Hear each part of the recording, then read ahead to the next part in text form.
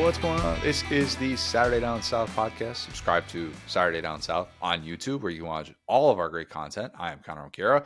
Will, week 3 is here. This is the Saturday that I envisioned this summer when I daydreamed about college football. It is an elite slate that we have on tap from start to finish. And I'm just going to say Saturday of the year in college football, all the potential's there. It's like, what's the meme? It's like, what's your dream date? It's like, September 10th. Yeah, it's about week 3 of the college football season. You know, the cupcake games are out of the way. We're getting to the conference slate. Some storylines are developing. What's the perfect date? April 25th, because all you need is a light jacket. Mm-hmm. I think that's the line, Miss Congeniality. I might have butchered that. You get what I'm saying. This is an awesome slate that we have. We have Neil Blackmon joining us in a little bit because Neil is always just the best when it comes to all things Napier. And we're going to talk about his weekly top 10 players in the SEC. And then we're going to close with Lad of the Week. Before we get to all of these great games, 6 of which we'll be breaking down in the SEC, a word from our friends at Dabble, the presenting sponsor for today's podcast, who, look, I've been talking to you guys about Dabble for a while now. There's no better time for daily fantasy than football season. College football, NFL, Dabble is going to hook you up. They've wasted no time making a name for themselves. Dabble's social function is second to none, and they offer a wide variety of picks for making sports. But again, football, let's be honest. Use promo code SDS2 when you sign up today. Receive $25 in bonus cash. No deposit required. Again, that is promo code SDS2 for $25 in bonus cash, courtesy of the good folks at Dabble. Will, let's start with Wisconsin. At number 19, Alabama. Alabama's a 20.5 point favorite. The over-under I have is 0.5 silenced 40 to 50-year-old dudes on their couch. Okay. Yeah, if you didn't see this quote after the lopsided Louisiana Monroe victory that Alabama secured last Saturday, Caden Proctor, and shout out to Will Miller from Bama Central, who had this quote about Caden Proctor feeling good to silence the 40 to 50-year-old dudes on their couch who were criticizing Alabama. Sure. Well, what about us? We're, in our 30s. I'm at a standing desk. I feel like that couldn't be farther from the truth. Right. It didn't silence us. We're still talking. We got not very effective, here. Actually. So you got to get your slander up, dude. The demo is 18 to 45. Once Caden Proctor gets out into the real world and has to start talking about demos and stuff like that, he'll expand it. Maybe he's just assuming that we in our 30s can do what he's doing, and he's trying to say oh, those guys are lazy, they can't line up on a field the same way that I can. We obviously can, so we were excluded, and that's fine. Mm-hmm. I fully accept that. Look, nothing silences people like beating Louisiana Monroe. That's what I always say. Mm-hmm. Hey, Saban couldn't do it, so where are the haters now? All right. I think he did end up doing it, though, post 2007. So I think he at least... Don't worry about that, Connor. It's all water under the bridge, all right? He got the monkey off his back by beating Louisiana Monroe. That's ultimately what happened. Proctor said that they're blocking out the outside noise, which that's... He's finally doing some blocking. That's really good. I'm happy that he's turned his season around. Whoa. Dang. Didn't think we'd get there, but... Week 1 was not exactly the Caden Proctor should be a top 10 pick game. Mm-hmm. I'll leave it at that. But yeah, Bama clearly not listening to any of the outside noise.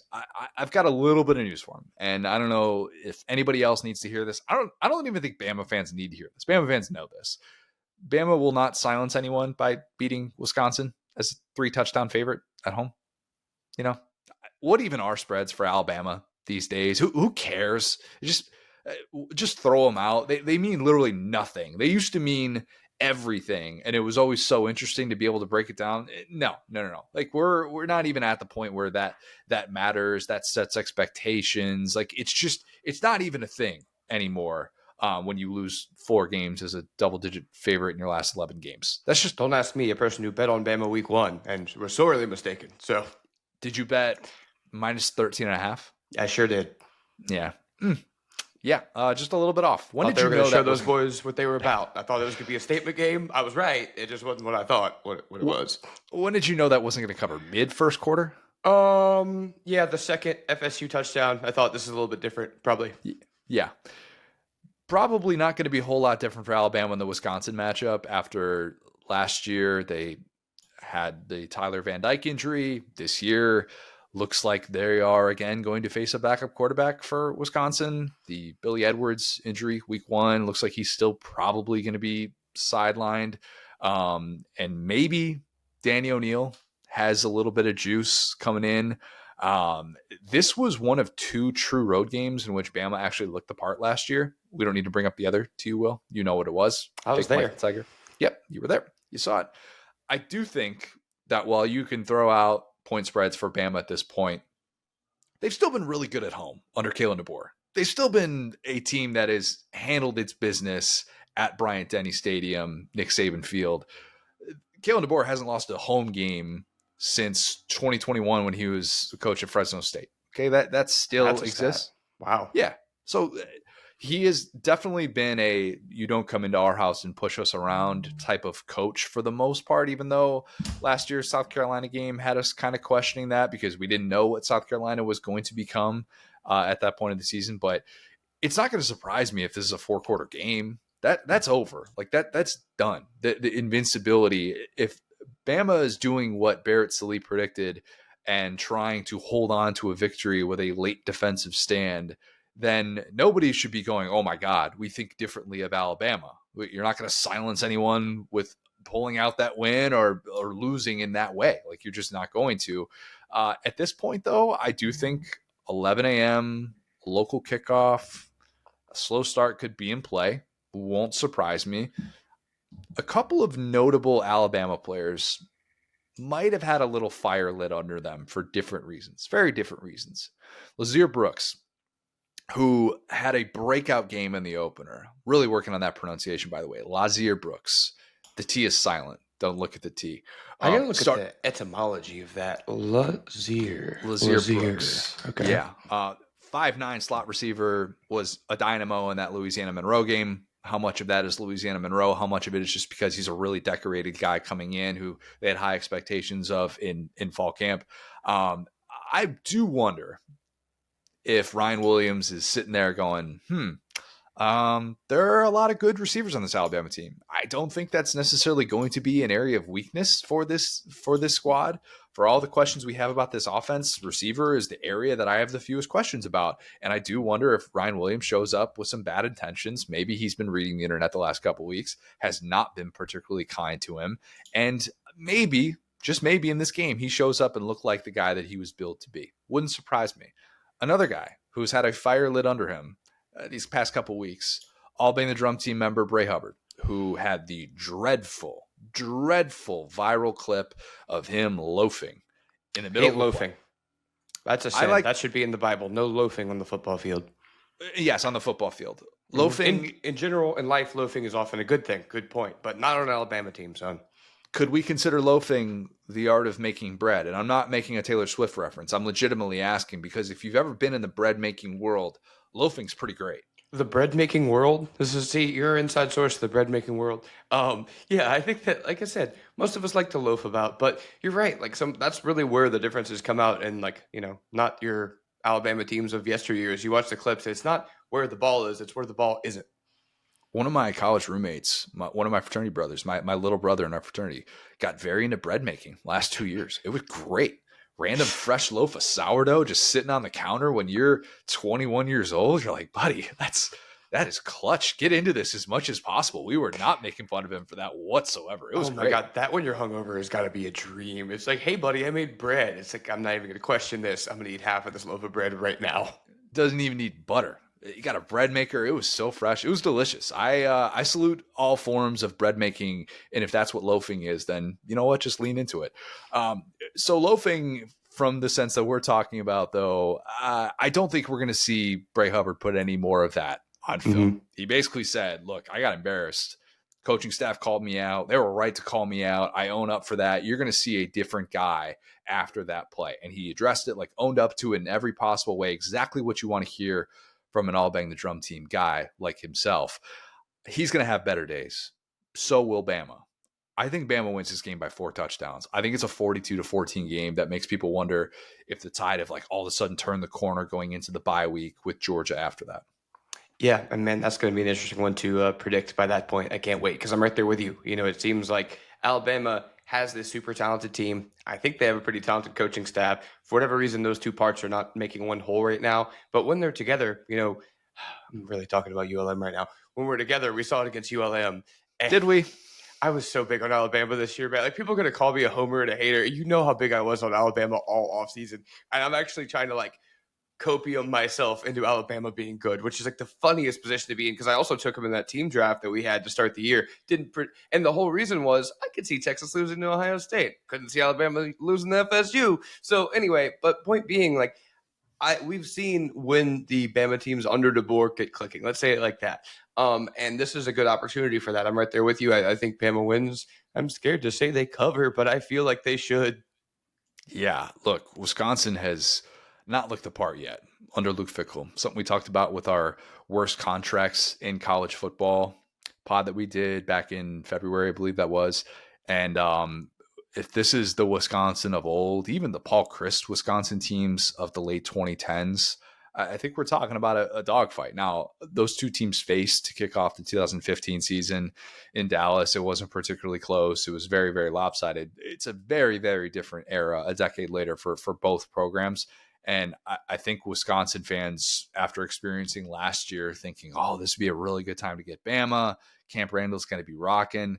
I think they very quickly saw, oh boy, our team has a long way to go. And at the time, we thought Bama is a national championship contender. They did not prove to be that. I think this is another reminder that Bama, while it has had its bad moments, can still rise to the occasion, especially when that occasion is at home. 100%. All right. Let's go to the big one of the week, man. Big matchup in Knoxville. Number 6, Georgia, 3.5-point favorites against number 15, Tennessee. The over-under I have is 13 Tennessee points. Yeah. Very literal with that one. That is the average that Tennessee has scored during this 8-year losing streak to Georgia. Yep. Even when Tennessee had the number 1 team in college football, at least in the college football playoff poll, with the number 1 offense in America against Georgia, 13 points, no touchdowns in the first 55 minutes. Someone might have gotten on these very airwaves and said repeatedly, Tennessee's winning that football game, only to have his tail between the legs on Sunday. I'm sure that was just one of us. And on the other hand, we were joking about this off air. I had incorrectly said that was the first Trump administration last time that Tennessee had beaten Georgia. But in fact, you corrected me and said it was the Obama administration. That is how long it has been in this rivalry. Dobbs nail boot was still the Obama administration, 2016, year 1 of the Kirby Smart era. Ever since then, it's just been all Georgia, and not even games that are particularly close. There was the 2019 game. Yeah, the 2019 game in which, that had to be 2018. 2018, yeah, it was 2018 at Georgia, in which Georgia wins that game 38-12, but because it was a 12-point game in the fourth quarter, Jeremy Pruitt got really emotional afterwards and vowed to never have such a disadvantage against Georgia ever since then. That was 7 years ago. Yeah. So, yeah. The ghost of Jeremy Pruitt returns.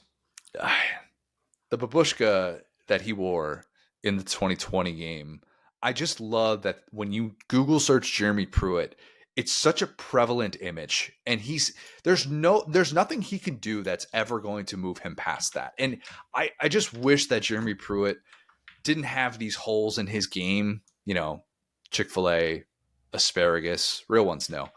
See, but that's what I think of him for, being a Hoover High alumnus, is the asparagus quote. I think of the babushka. I can't get past it. The babushka, the Jeremy Pruitt babushka. We're in mid-season form here, folks. We're talking about bread baking and babushkas. If that's not a babushka, I don't know what is. Okay, mm-hmm. Maybe I just don't know what a babushka is. But anyway, Heupel era, 14.3 points per game against Georgia. Also in the Heupel era, and this is the stat that's going to make you go, huh, what? In the Heupel era, after the first quarter, Georgia has outscored Tennessee 106-20. Yeah, 106-20 after the first quarter. That's been the advantage that Georgia has had in the Heupel era. Tennessee could punch Georgia in the mouth right away, and nobody would be surprised. We always talk about Josh Heupel opening script, and Tennessee comes out looking like it's going to score half 100 without, taking its foot off the gas and just be this juggernaut. And that's been the case these 4 matchups that Heupel and Kirby have had.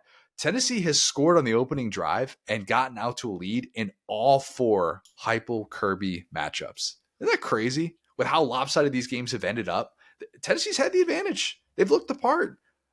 We always talk about how important that opening script is. It's not important in a game like this anymore. Let's throw that out. If you're Tennessee, you have to have it, though. That's the thing. If you don't have it, you're Do cooked. you? Who cares? Yeah, I mean, I will say that that's something that they've lost over the last, I'd say 2 years, is that they're not the best, opening script team ever, but we kind of saw a little bit of that against Syracuse. So at least you got something you can count on. I feel like it starts from there. It's like they got the first couple of drives figured out, I don't think it matters. They got out to a 10-0 lead last year and looked like they were going to run away with things in Athens. Georgia just can't get out of its way with these slow starts they were dealing with last year.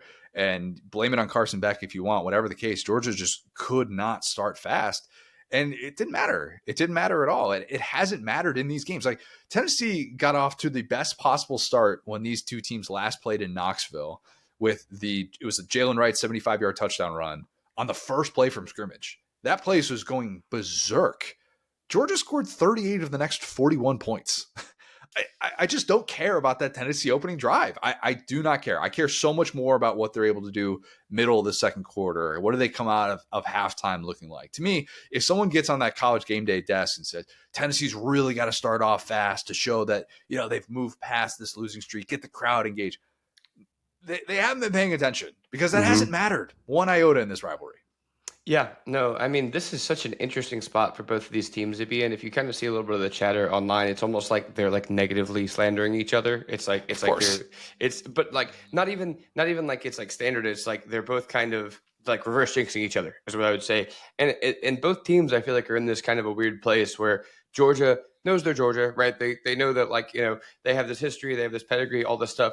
At the same time, there have been some things specifically about the offense that they're not fired up about. For Tennessee, got to get to that. Yep. Right. For Tennessee, they're still kind of in this weird place where Aguilar's this great story and everything, but they're still kind of what happened to us this offseason? Are we still at this championship level after making the playoff last year? What's our real expectation? And so this is the most, I guess, not unprecedented, but this is the most chaotic possible matchup here because usually, we've seen strength on strength, right? The number 1 versus number 2 matchup. This is neither of these teams really know exactly what they have this year. And this is where they're going to find out. Timing is interesting. Got some thoughts on that in a second here, but just to put some context on this and what this game means for Josh Heupel against non-Georgia teams at Neyland, he's 26-2. 0-2 against Georgia at Neyland. So and those 2 losses, by the way, 2021 at Pitt, that's game number 2 or game number 3 it was in the Heupel tenure before. Tennessee had such a low bar that first year with Heupel that wasn't necessarily some stunning game or anything like that. It was a good back and forth game in which it was kind of the coming out party for Hendon Hooker. Mm-hmm. And then we had the Lane reunion that year 1. Okay, so since year 1, the only team that he's lost to post year 1 in that building is Georgia. Which is made funnier by the fact that they've beaten Bama in that building. Twice. Yeah. Twice. I think you could say, throw that out the window. What does that matter? I think it matters to a certain extent. We talked about last week the struggles that the Kiffin offense has had against the Stoops defense. For whatever reason, that just has been a bugaboo. And I wonder if this is just going to continue for the rest of the decade, where Kirby just always has an answer for the Heupel offense. Because even, this program that has done great offensive things and has put up points against basically everyone, they have not found a way against Georgia. And the differences have been so obvious. And I don't know why they haven't necessarily been able to make those adjustments. I don't think you can just say, oh, well, Kirby's teams know how to defend tempo. They know how to defend wide splits, or you're not going to be able to run the football down their throats. Last year they couldn't defend the run really particularly well. And that was the first time that Tennessee's had more than 130 rushing yards against Georgia during the Heupel era. I think they had 136 or 140 or something like that. But look, the timing though, talk about the timing. That could be the difference in this year's matchup, if you're trying to find a way to say what's unique about this matchup compared to the previous four, or the four before that, it's the timing. This is the earliest that these teams have played in 30 years. Kirby Smart was a true freshman, actually, for that 1995 game. Fun fact. Yeah.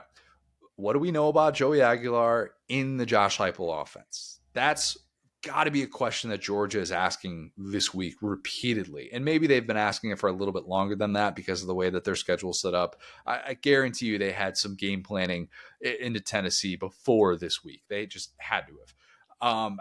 Georgia is trying to figure out where they can get the weaknesses in Aguilar running this offense. What makes him go, I don't feel confident in myself and I can't operate at the speed that I'd like to. So far, so good for Aguilar. You see the On3 story where his dad is basically saying, like, look, I feel like Tennessee won the breakup already with Nico. It's still a little too early, although it's going to take a miracle for Nico to show that he won the breakup based on the way that things have started for both quarterbacks. He's already lost to Dan Mullen this year, so that's always tough.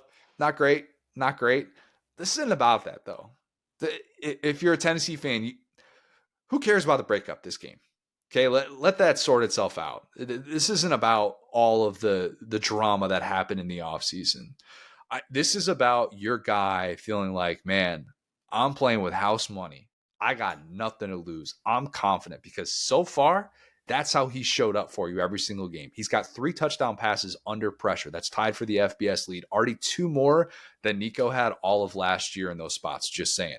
He's also 5 for 8 on throws that are 20 yards downfield.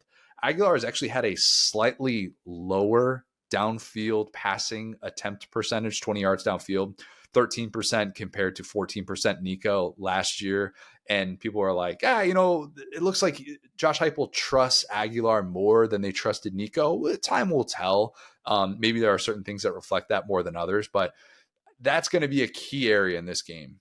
Which quarterback can truly attack downfield and get those chunk plays? Because Lord knows that is a popular topic of conversation in Athens. Gunnar Stockton is a massive unknown as well. He is. Mm-hmm. Georgia fans, they've been frustrated by the passing attack, and the numbers reflect it. Okay, Georgia fans, I'm going to give you a little bit of ammo that's going to fuel some of that angst that you've had, especially if it plays out in similar fashion this game. 31% of Gunnar Stockton's passes have been behind the line of scrimmage. Robbie Ashford, our good old friend Robbie Ashford, doing things with our new friend Jake Dickert at Wake Forest. Another Hoover legend. Look at this. Of course. He is the only power conference quarterback with a higher rate of passes behind the line of scrimmage. And if you're wondering, Connor, put some context to this. Last year, we talked about Quinn Ewers. All of those passes behind the line of scrimmage. Man, Texas is doing that a lot, especially after he got banged up. Quinn Ewers finished the season at 28.2% of his passes behind the line of scrimmage. So you could say, well, you know what? They're just being conservative because they wanted to keep things close to the vest ahead of Tennessee. Get the short passing game involved, get his confidence built up. Maybe that will play out. And maybe Georgia's going to take a lot more downfield shots and people are going to be going, hey, a little bit of a how do you like me now game for Mike Bobo. That's in play. This is how also do you like me now game. The thing about Mike Bobo is he'll have a how do you like me now game. And then it's like, maybe I am who I once was.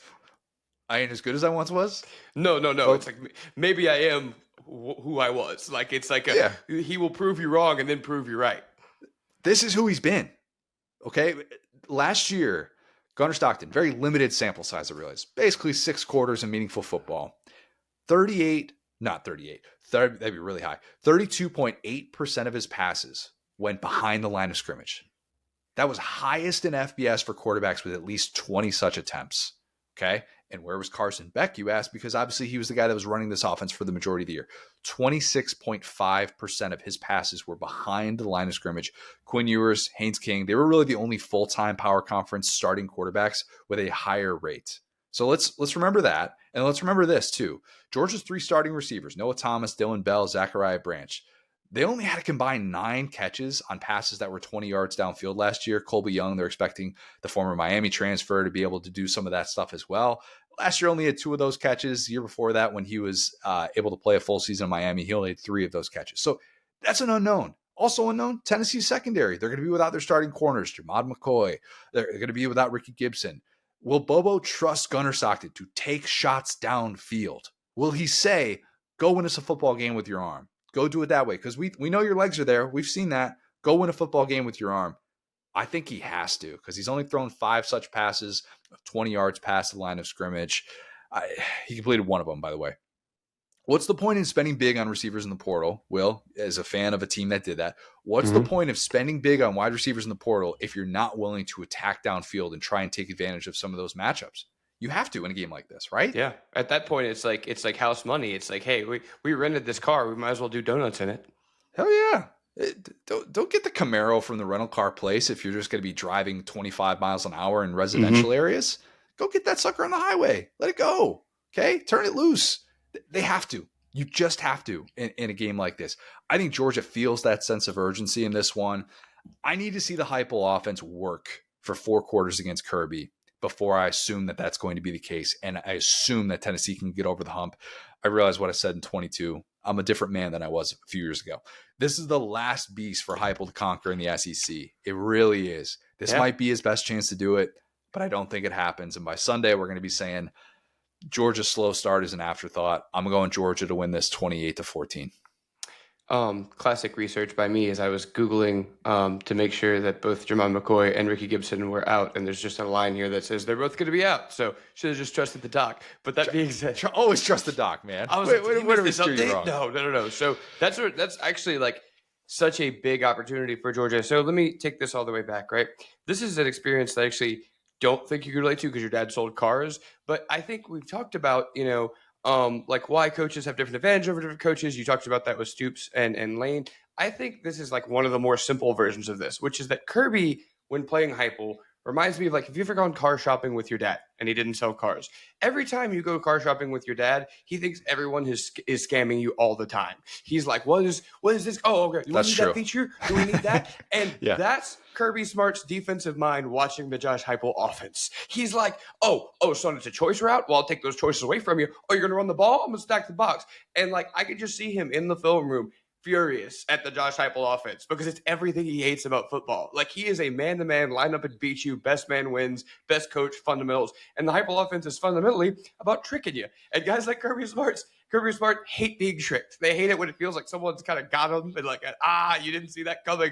And so I think there's a sense of pride within Kirby Smart's defensive-minded brain that's like, you may be able to fool everybody else trying to get me to buy that lemon, but not me. I'm Kirby Smart. It doesn't matter what else has happened around me. I'm going to stop this. Now, that being said, the reason why it's felt like Tennessee is locked in a little bit of a phone booth, that's a dated reference. They've been locked in a little bit of, I don't know, subway trick. Well, what's a phone booth? Yeah, this isn't Doctor Who. Anyway, the way it's felt that way is because they've had these kind of limited quarterbacks. I think Aguilar does give them that little bit of an advantage, right? The reason why that's different from the famous 2022 matchup with Hendon Hooker is I think that was a better Georgia team. I'll be honest with you, and the location, right? But like that being said, Hendon Hooker, we like some of the things he was able to do outside of the script of the offense.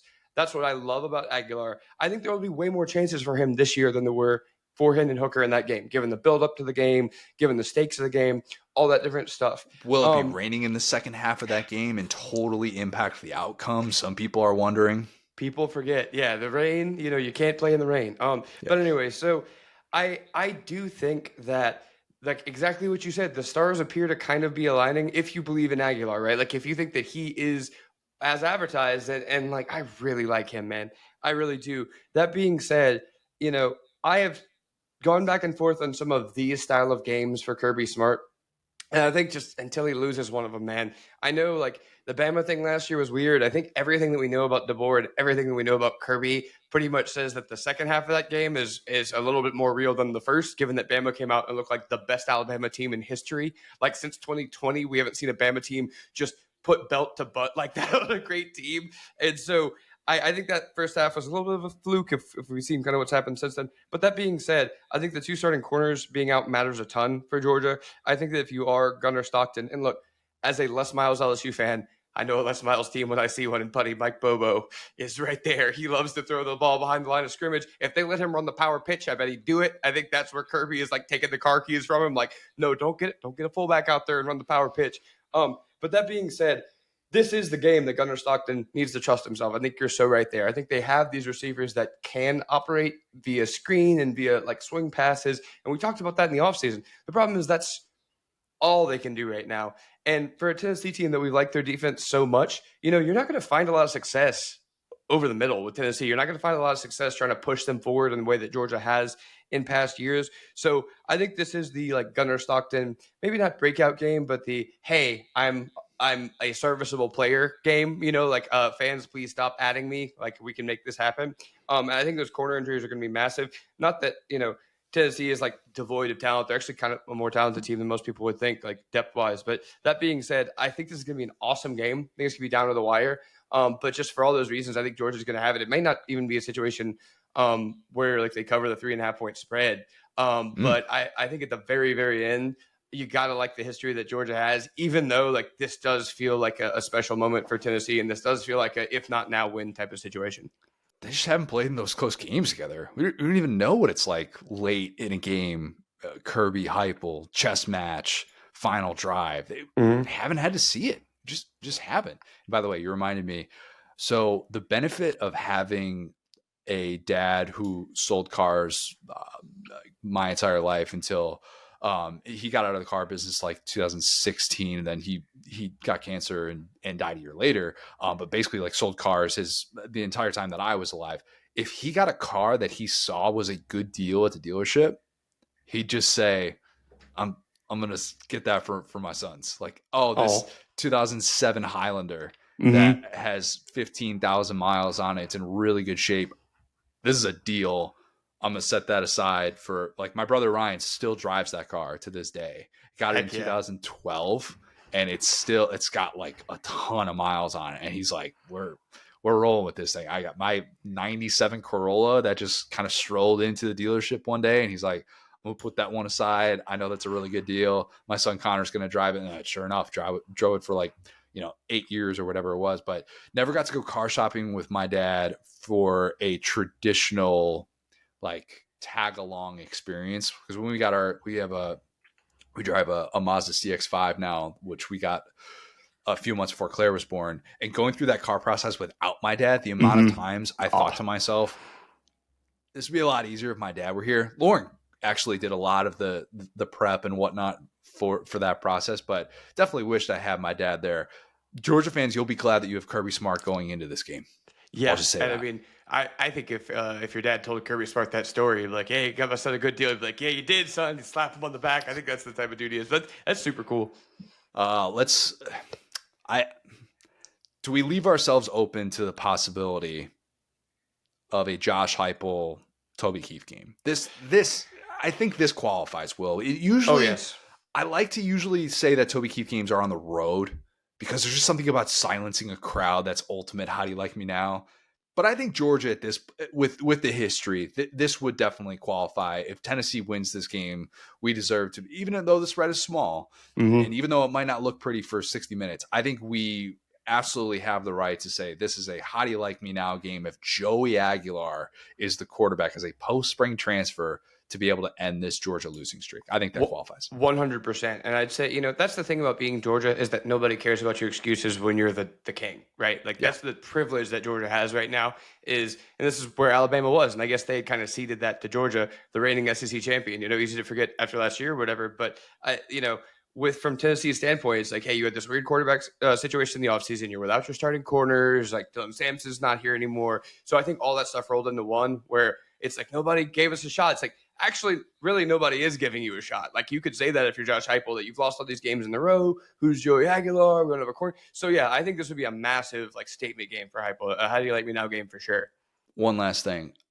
I hate to do this, and I realize we're in year 2 of this. We're not in year 1. I do close my eyes and assume that this is 3:30 CBS, and it's not. And that's a bummer because this one just feels like it's built for it, and it's not. And that's not a shot at ESPN, ABC. Okay, it's not a shot. Like the full slates have been better start to finish with their philosophy, with them having full control of the programming. This should be 3:30 on CBS. It should.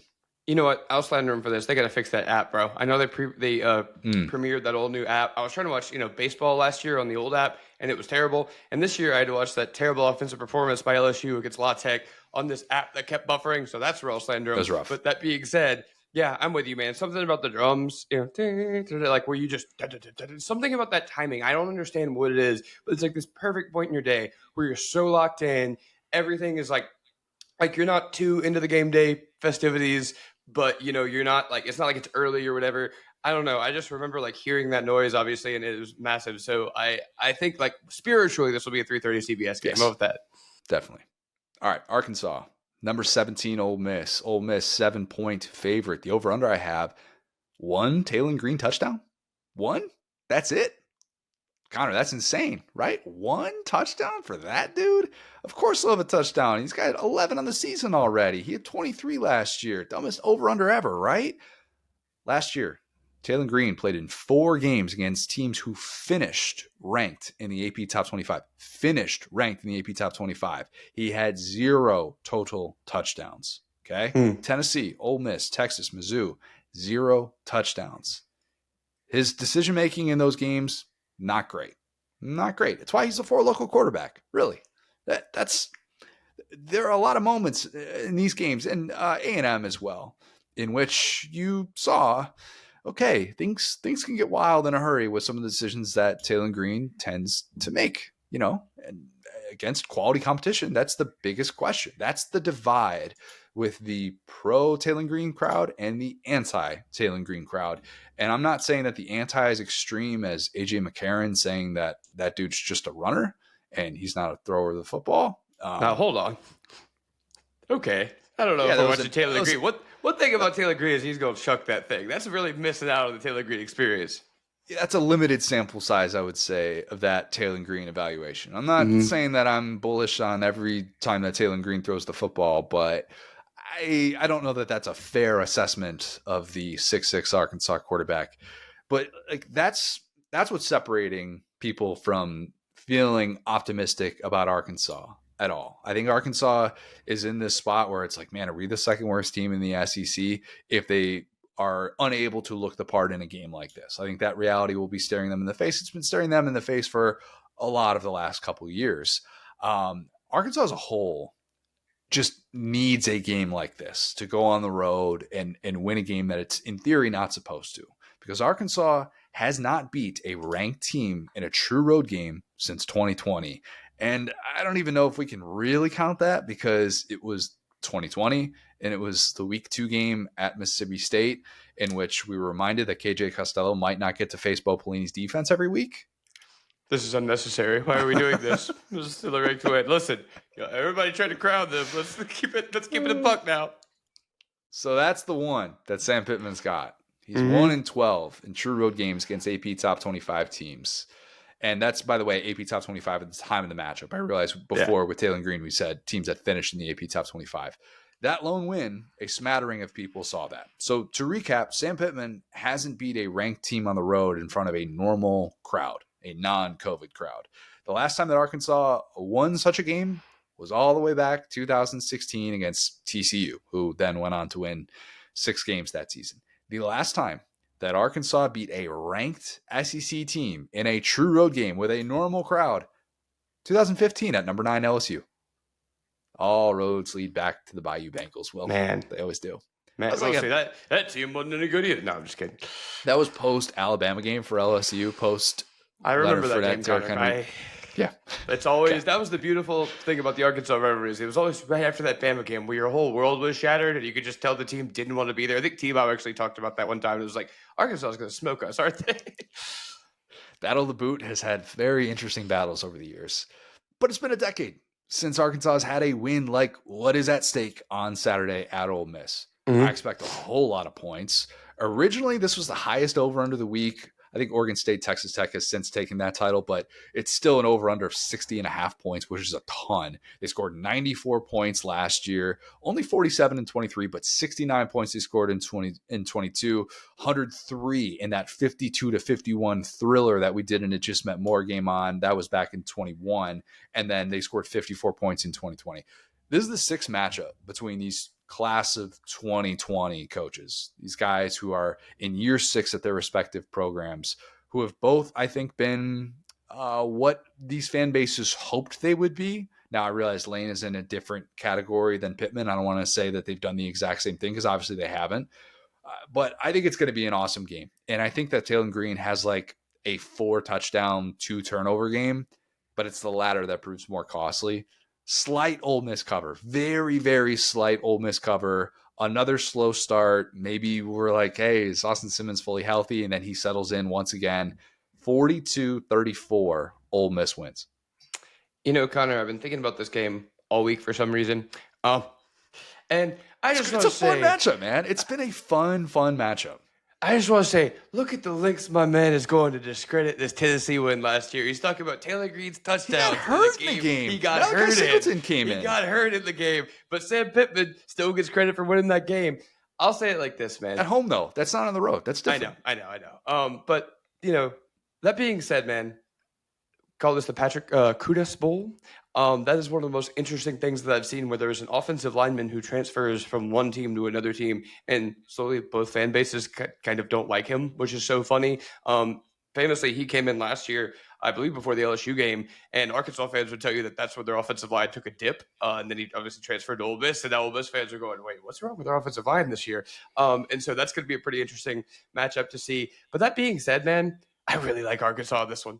I really do. I think that if you kind of look up and down these teams, I know Arkansas has struggled. I know the history. I get all that.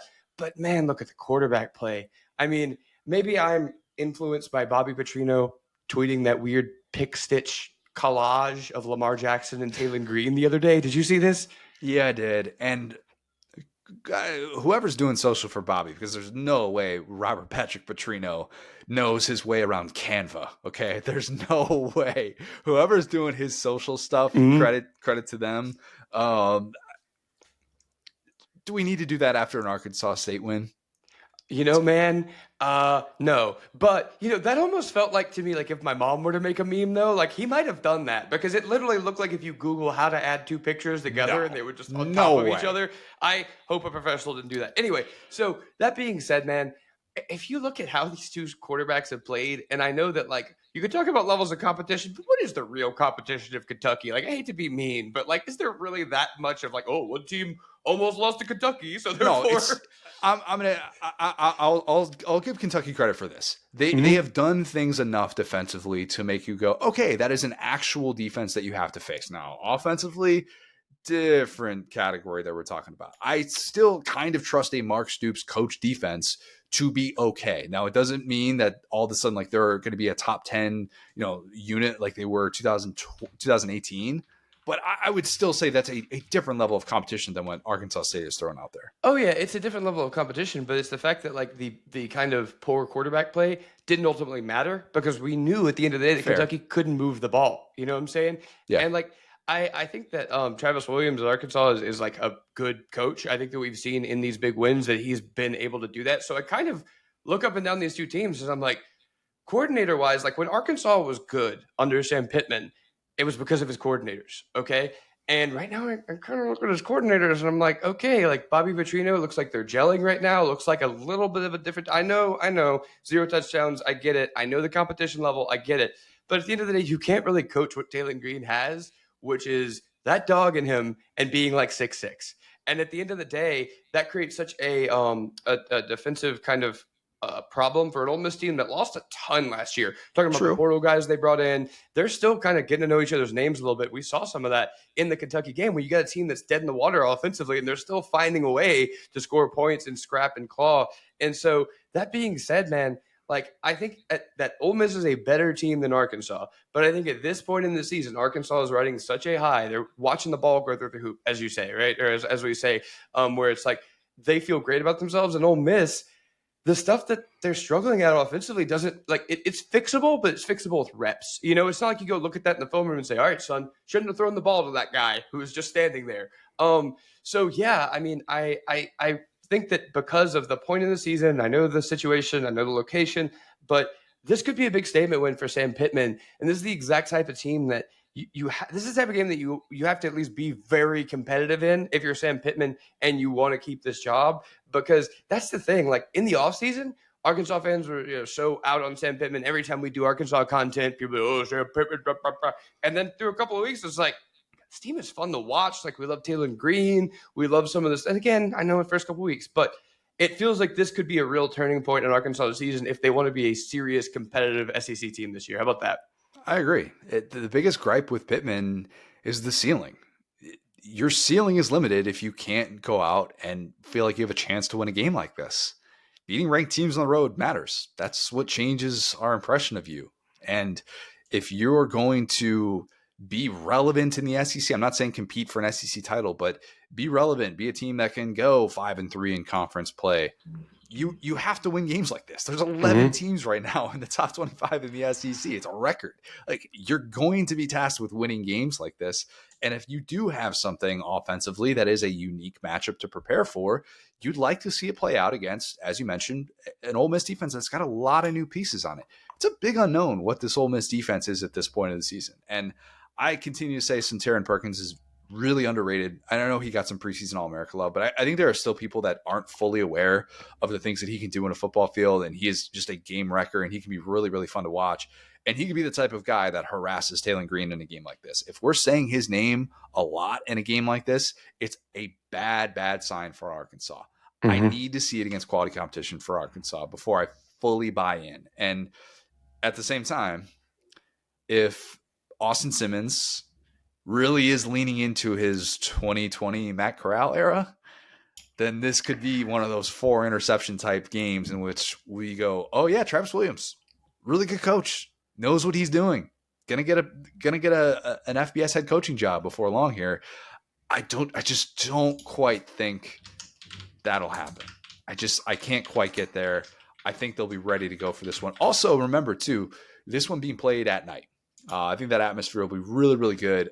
Maybe a little bit of a different vibe if we're talking about 11 a.m. local, hungover Ole Miss fans, just an all-time crowd hungover atmosphere that is at 11 a.m.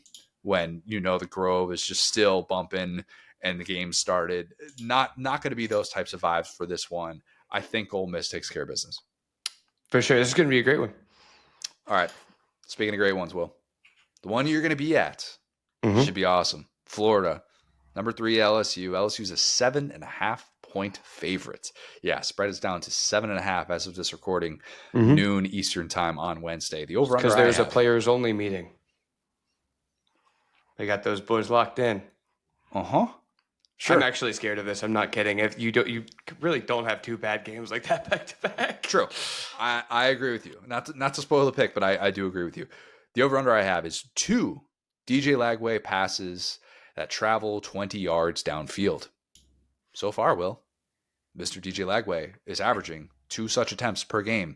And if you're wondering, yeah, you might be thinking, Connor, what does that mean? It's early in the season.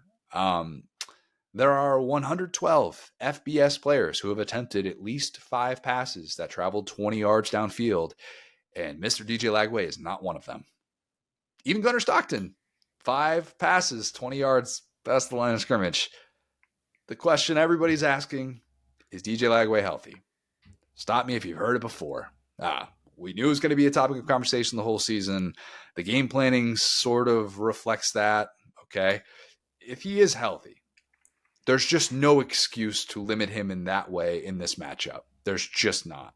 The scary thing for Florida is that Blake Baker is going to try and do everything to send the kitchen sink at him, knowing that he feels good about his secondary. He feels good about having these guys on islands. I mean, Delane was like the highest graded defensive player week 2 or highest graded corner or something from PFF. Take that for what it is. The guy's been really good so far as advertised. And if LSU feels like it has DBU or at least some variation of that, then that changes what you're allowed to do with blitzing. And these guys can be put on islands. If I'm Billy Napier, I put Trey Wilson in the slot every single time. I'm not trying to do the thing. I know I love versatility with receivers that can play in the outside, that can play in the slot. If I'm Billy Napier, I'm saying Trey Wilson, line up in the slot and go win that matchup with Harold Perkins. Because we think probably going to get that a decent amount with Harold Perkins at the star position. Fair? No? That'd be... I think there are enough DBs that if that happens, if it burns LSU once and then they stick with that, that's Blake Baker's fault. Because they... True. It's, you have just all these dudes sitting on the bench that could play more of a coverage anyway. you got to try and see if you can get those matchups. Like that's your whole thing is pre-snap. I need my dude to know he's got this. He's got a favorable spot because his clock is going to be ramped up in a game like this. Go ask Cade Klubnik about that. There are things that Lagway pre-snap can identify and trust. I know I can go this way rather than have to rely on his mobility. Again, is he healthy? Is he not healthy? We'll see.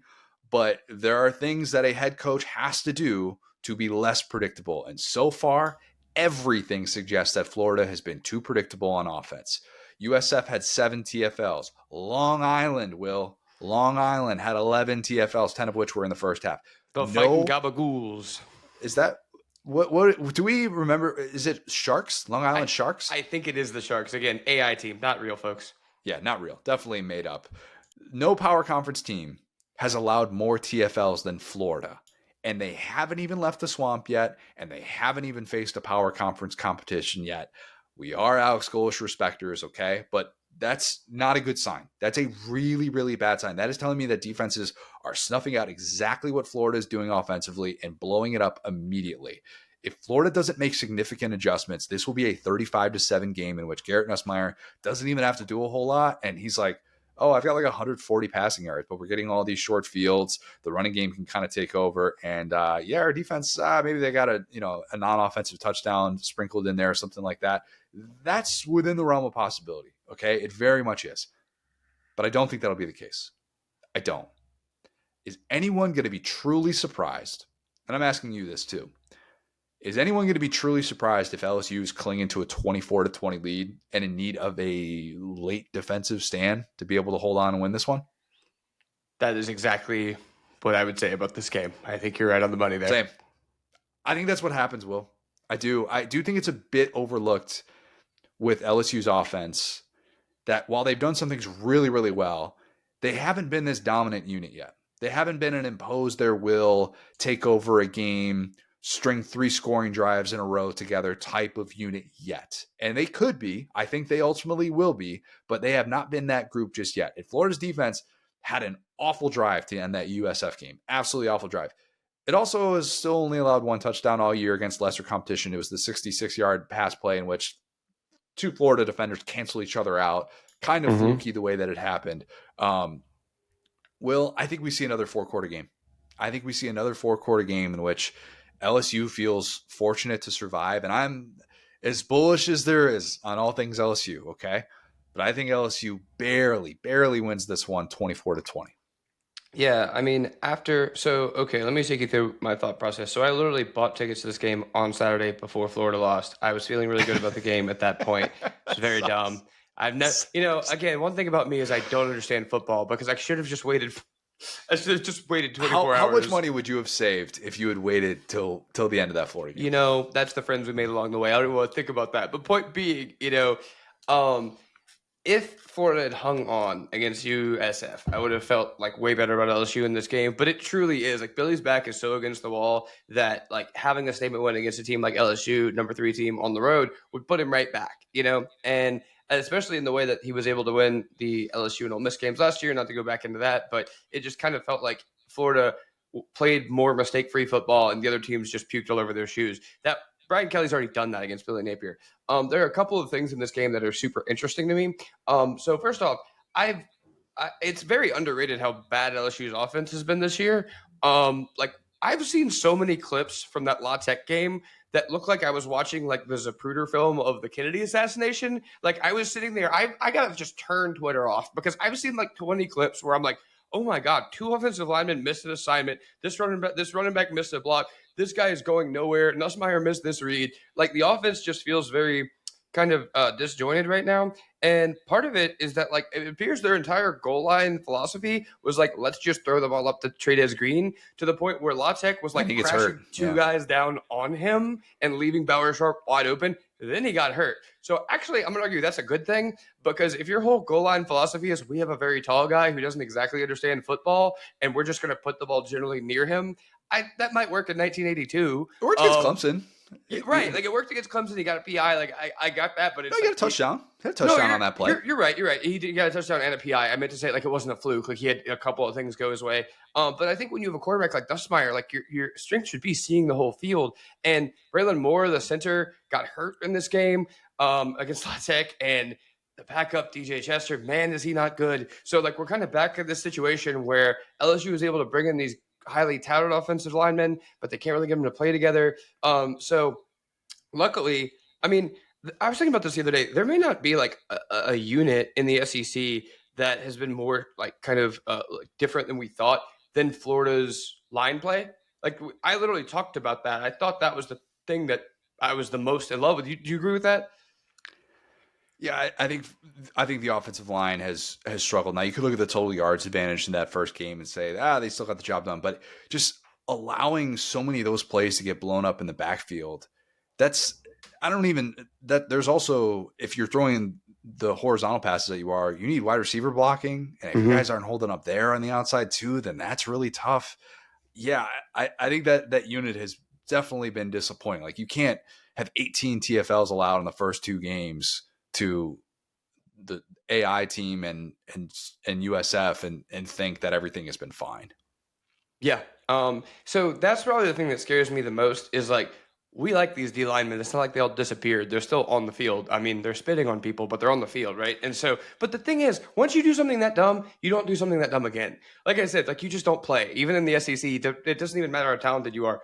Like SEC coaches will bench you if you do something that dumb once, let alone twice. It's like you're in the doghouse. So I say that to say, Billy Napier has been successful when his back is against the wall. I think that they effectively did that by losing the USF. That stat about the two 20-plus yard pass attempts per game is like mind-blowing to me. I mean, like they had one attempt that they printed a shirt based on against LIU. I don't understand what they're doing there because that's exactly what DJ Lagway should be doing is just heaving that thing down there and letting Trey Wilson like get the ball and like letting. I know they have like the freshman who's I believe his name is Brown, Dallas Wilson, and then Sturdivant, the UCLA transfer. Yeah, it's been, but those guys have been all kind of like banged up at different points, and so that's kind of been. That's why we talked about this stuff in the preseason. Like that's why we said during fall camp, I think this matters, and I think that's impacting their offense one way or another. And it doesn't mean that Florida will just be terrible and totally inept on offense, but man, it looks like they're just really trying to figure things out in this first part of the season. And that's why the downfield shots have just not necessarily been there. They don't want to necessarily expose DJ Lagway to taking big time hits. And it's a real area of concern that they're trying to work through right now. Yes, Vernell Brown III was the guy I was thinking of. He was the ridiculous Beckham catch. Yes. And he's actually been like, again, you could talk about that catch accounting for a lot of the yards, but he's had really good stats this year. He's like one of the sneaky, more impactful freshman receivers Florida's ever had. And so that being said, like there's actually kind of like some reasons to be concerned about Florida because of those things. But I will say that the DBs, which we hit on, hey, Billy Napier, start looking for tape on AJ Halsey, like Dabo did, because that guy is a difference maker. I think the DBs for LSU can make the difference here. Hopefully, Brian Kelly is going to be screaming until he's like red in the face Notre Dame style at the offensive line this week. But I'm right there with you. I think 24-20 LSU, it's a slugfest. It's where a lot of America sees what LSU fans saw on like that weird ESPN app game against La Tech, where it's like, this team's supposed to be like an offensive team with a good defense. Really, it's a defensive team with an offense that's kind of piddling. Wouldn't surprise me if LSU needs a non-offensive touchdown to get things going and to have that exhale in this game. And they very well could. They very well could. Lord knows Florida's special teams unit hasn't exactly been world class. Let's just say nobody's going to be saying Florida's got beamer ball these days. Just has not been the case. All right. Another really, really exciting matchup that we've got on Saturday night. Number 16, Texas A&M against number 8, Notre Dame. Notre Dame's a 6.5-point favorite. The over-under I have is 10 Jeremiah Love carries. That's it. Where's your grade, son? This is one of the running backs that's gone missing this year. Only played one game in his defense. Yeah. Played one game in which maybe his coaching staff kind of forgot that he was on the team and not a preseason All-American. He didn't go to Mass that week. They had to sit him out. Maybe. I don't know. It's Notre Dame. Never rule it out. He's never had more than 15 carries in a game. So like this notion that he was going to get 25 carries a game, like they weren't necessarily going to do that. This guy was not going to get the Dylan Sampson treatment of last year. But I do think extra rest after the Miami game, coming off of just a bizarre usage night that he had. I think that in another meaningful game, I think we see a change in philosophy with Mike Denbrock, the former LSU OC and current Notre Dame OC. Mm-hmm. Well, I am not nearly as convinced as the masses are that 10-2 Notre Dame is a lock for the playoff. I'm not. After A&M, nobody left on that schedule is currently in the AP Top 25. Now, we can sit here and poke a whole lot of holes in the AP Top 25 based on the way that things have gone with that voting this week. Mm-hmm. But at the same time, that's still significant. And you're not looking at that Notre Dame schedule, the remaining schedule, and going, wow, there's a bunch of playoff caliber teams, a handful of quality win opportunities to really boost their resume. It kind of looks like a whole lot of 6 and 7 or like 6 and 7 win teams that are left. Maybe that'll be different, but right now, I don't really know that they're getting all these big marquee opportunities like what they have on Saturday night. This game's huge for the Irish, man. It is really huge for the playoff picture as a whole. I said it before they played in the opener last year, these two teams. I know a lot of fan bases, if they just turn on an SEC game, they're anti-SEC and they're just rooting against that team, whatever, because they don't want the SEC to flex and do all the bravado and all that. I get it. But for Notre Dame's status as an at-large team, because remember, they can't play in a conference championship, they can only be an at-large team. Everybody should be rooting against Notre Dame. Everybody should be rooting against Notre Dame. It should be, oh my God, Notre Dame's 0-2. That opens up a spot essentially in the playoff. It very That well just lets could. you know, like that the hater rate has gotten totally out of control. People are just like rooting for the evil empire of Notre Dame against the SEC. It's like, guys, they have their own television contract. They literally could set their schedule however they want, and they're choosing to be here. Yeah, I don't know that the SEC is the bid stealer in the same way that Notre Dame could be. You know, like the SEC is going to get their 4 teams, and they're all going to kind of sort it out in conference play, anywhere between 3 and 5 teams from the SEC, and like that'll sort itself out later. But I just think that this is a huge game for playoff implications, and obviously for A&M as well, who would like to be able to stay in that conversation later in the season like they did last year. If Notre Dame lost A&M last year, they're not in the playoff. Now, you could say if they lose to A&M in the opener, they probably have a different response against Northern Illinois, and maybe they don't lose that game as well. So I get it from that standpoint. But I'm just saying, if Notre Dame is 10-2 with a loss to Northern Illinois on the resume, they're not in the playoff. Like we saw power conference teams at 10-2 get left out of the playoff. Miami, BYU last year. So just keep that in mind. Will, I think this game means so much for Notre Dame, and it's going to show. I think it'll really show. A&M is 3-12 in true road games the last 4 seasons, only one of which was with Elko as the head coach. Okay, so wait a minute. Yeah, like that. I was doing that stat in my mind, and then I went to 2021 because obviously he was still the defensive coordinator there. So that's maybe a little bit different. But all 3 of those wins technically were with him on the sidelines. So 2021, they won at Mizzou, and then they won 2 of those games last year. So again, it's not as bad of a stat as maybe it could be for Elko. But I mentioned before how Arkansas hasn't been an AP top 25 team in a true road game since 2016. A&M hasn't done that since 2014. Yeah. Freshman Kyle Allen went into number 3 Auburn, won that game. Man. Nick Marshall. Yeah. What a time. I remember that. Great season in the SEC. Very, very fun season it was. I don't think the Notre Dame offense dominates a Mike Elko defense. Obviously, Elko's got that Notre Dame connection after he left the Irish for the A&M DC job when Jimbo was hired. So there's the personal connection there. But Marcus Freeman 2-0 against Elko at 2 different programs. I think he wins against Elko for the 3rd consecutive year. I'm going to go low scoring, though. I'm going to say it's like a 27-17 Notre Dame win. Yeah, I mean, first off, I guess I knew that Notre Dame Stadium was just called Notre Dame Stadium. I don't know why that's cracking me up so hard right now. Like it's not officially in South Bend. It's officially in. They say it's geographically in Notre Dame, which is weird. Okay, like the municipality, like is there a mayor of Notre Dame? I think it's like a Washington D.C. situation. Okay, it's like Pete Buttigieg is the king of that. No, just kidding. So basically, they I'm interested by kind of like you talked about the defensive chess match here. I think that a quarterback like Marcel Reed. Okay, let me try to be fair here because I know, again, he tore up my team, but Blake Baker just didn't have it that day, man. And I think that a defensive coach like Marcus Freeman, who, like you talked about the familiarity there, I think you would almost rather see, God, I can see myself being turned into a meme right now. I'm going to make this as disjointed as possible, so I can't do that. But no, like a coach like Marcus Freeman, who, like, I think you would rather see a quarterback like Marcel Reed than what they saw last year. I think that Marcel Reed, if you can take away his legs, we're not exactly still sure about him as a passer. And I think against a Notre Dame team that has been great on defense, that has been so fundamentally sound when they have 11 men on the field, right? And so I think that's the key here is if they can get 11 men on the field, they can really stop someone.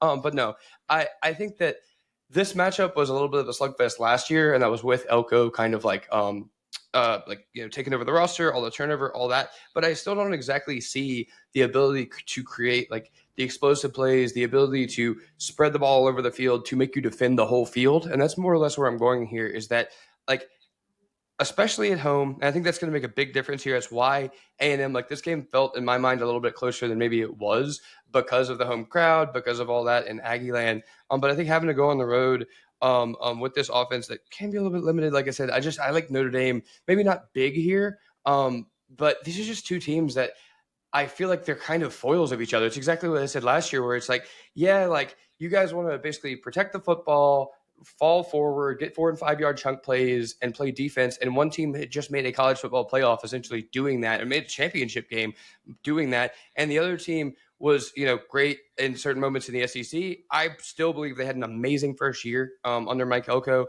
but I just don't see it here. I would argue Marcus Freeman enjoyed seeing Connor Wigman week 1 last year with the Yep. things that he did to him and Al Golden. Now Al Golden is now with Cincinnati Bengals. So Yeah. it's not necessarily the same defensive identity, and they've had some pretty key pieces to replace on the defensive side of the ball. This would be a really game for two things to happen if you're A&M. And this isn't going to be like some crazy take. This is like pretty straightforward. Cassius Howell doing the 3 sacks in a row play again would be really good. Massive. It seems like it would be really important if that guy showed up and did the things that he did last week, because that's a question for A&M is, are they going to be able to get those game records? This is a very decorated Notre Dame offensive line, and you need plays like that. You need negative plays to be able to just get CJ Carr off schedule, because that was a guy who looked like he was growing with his confidence by the end of that Miami game. And if you could do some of those things, that obviously is going to give you a much better chance of staying in this game. But yeah, you also need, and again, this is not particularly bold, Casey Concepcion to be the difference maker.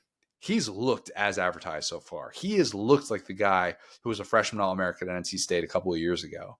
And I think that connection is developing, and they're really trying to, they've been really trying to establish these first couple of weeks with favorable matchups. And I think that's been kind of a trend throughout college football is teams that have these matchups first couple of weeks, like you're seeing passing numbers that are a lot higher than expected because you've got new receivers that are coming in, get these opportunities to be able to get on the same page with them. A&M has been doing that. They really have been doing that. And I do think he's capable of being a game changer in the passing game in a way that A&M did not have last year. So that's the good news. But do I think this is going to be a difficult game for Marcel Reed to navigate scoring drives and string those together in the way that I think you have to win a Big Ten game like this? Yes. I don't think that he is able to fully have that look at me, I can throw the football type of game in the way that A&M's Twitter like to be able to point out in the preseason. I think that the passing game strides will be there this year, but I think this is too tough of a matchup to rely on that A&M passing game to be balanced in the way that it needs to be. Yeah, and you heard like that preview by me was just like, so like I said, disjointed because I'm like looking at Notre Dame and I'm just trying to figure out exactly what they are. And like, it's like I feel this visceral reaction trying to give them credit because at times they have been so like you talked about like the weird loss they had last year to like Northern Illinois. And I, it's so weird to get a pulse on Marcus Freeman as a head coach, right? Because that's like they also lost to Marshall. You know what I'm saying? Like, but in these bigger games, that's what's been so weird. It's like almost the opposite of the Brian Kelly experience, where Brian Kelly kind of beat the teams they were supposed to beat, and with the scheduling at the time and the BCS, that was like everybody. And Marcus Freeman, it's like they can get caught like sleeping against like smaller competition. But in these bigger games like this, you honestly start to trust them, I guess. So yeah, this is just Will, good. to that point, he has 2 losses to Group of 5 teams, both of which were at home. He's 4-1 against AP top 25 teams at home. So Yeah. he's got more losses to Group of 5 teams at home than he does AP top 25 teams. That's why it's weird, and that's why it's tough to figure out, because they've gotten up for these big time games. But you're right. I mean, they've had lows that have been tremendously low. Now, when they're coming off a national runner up season, I don't think it's really as fair to say, oh, that's what we should expect to see from them. But you're right, and you do kind of just never really know. And maybe this is one of those days.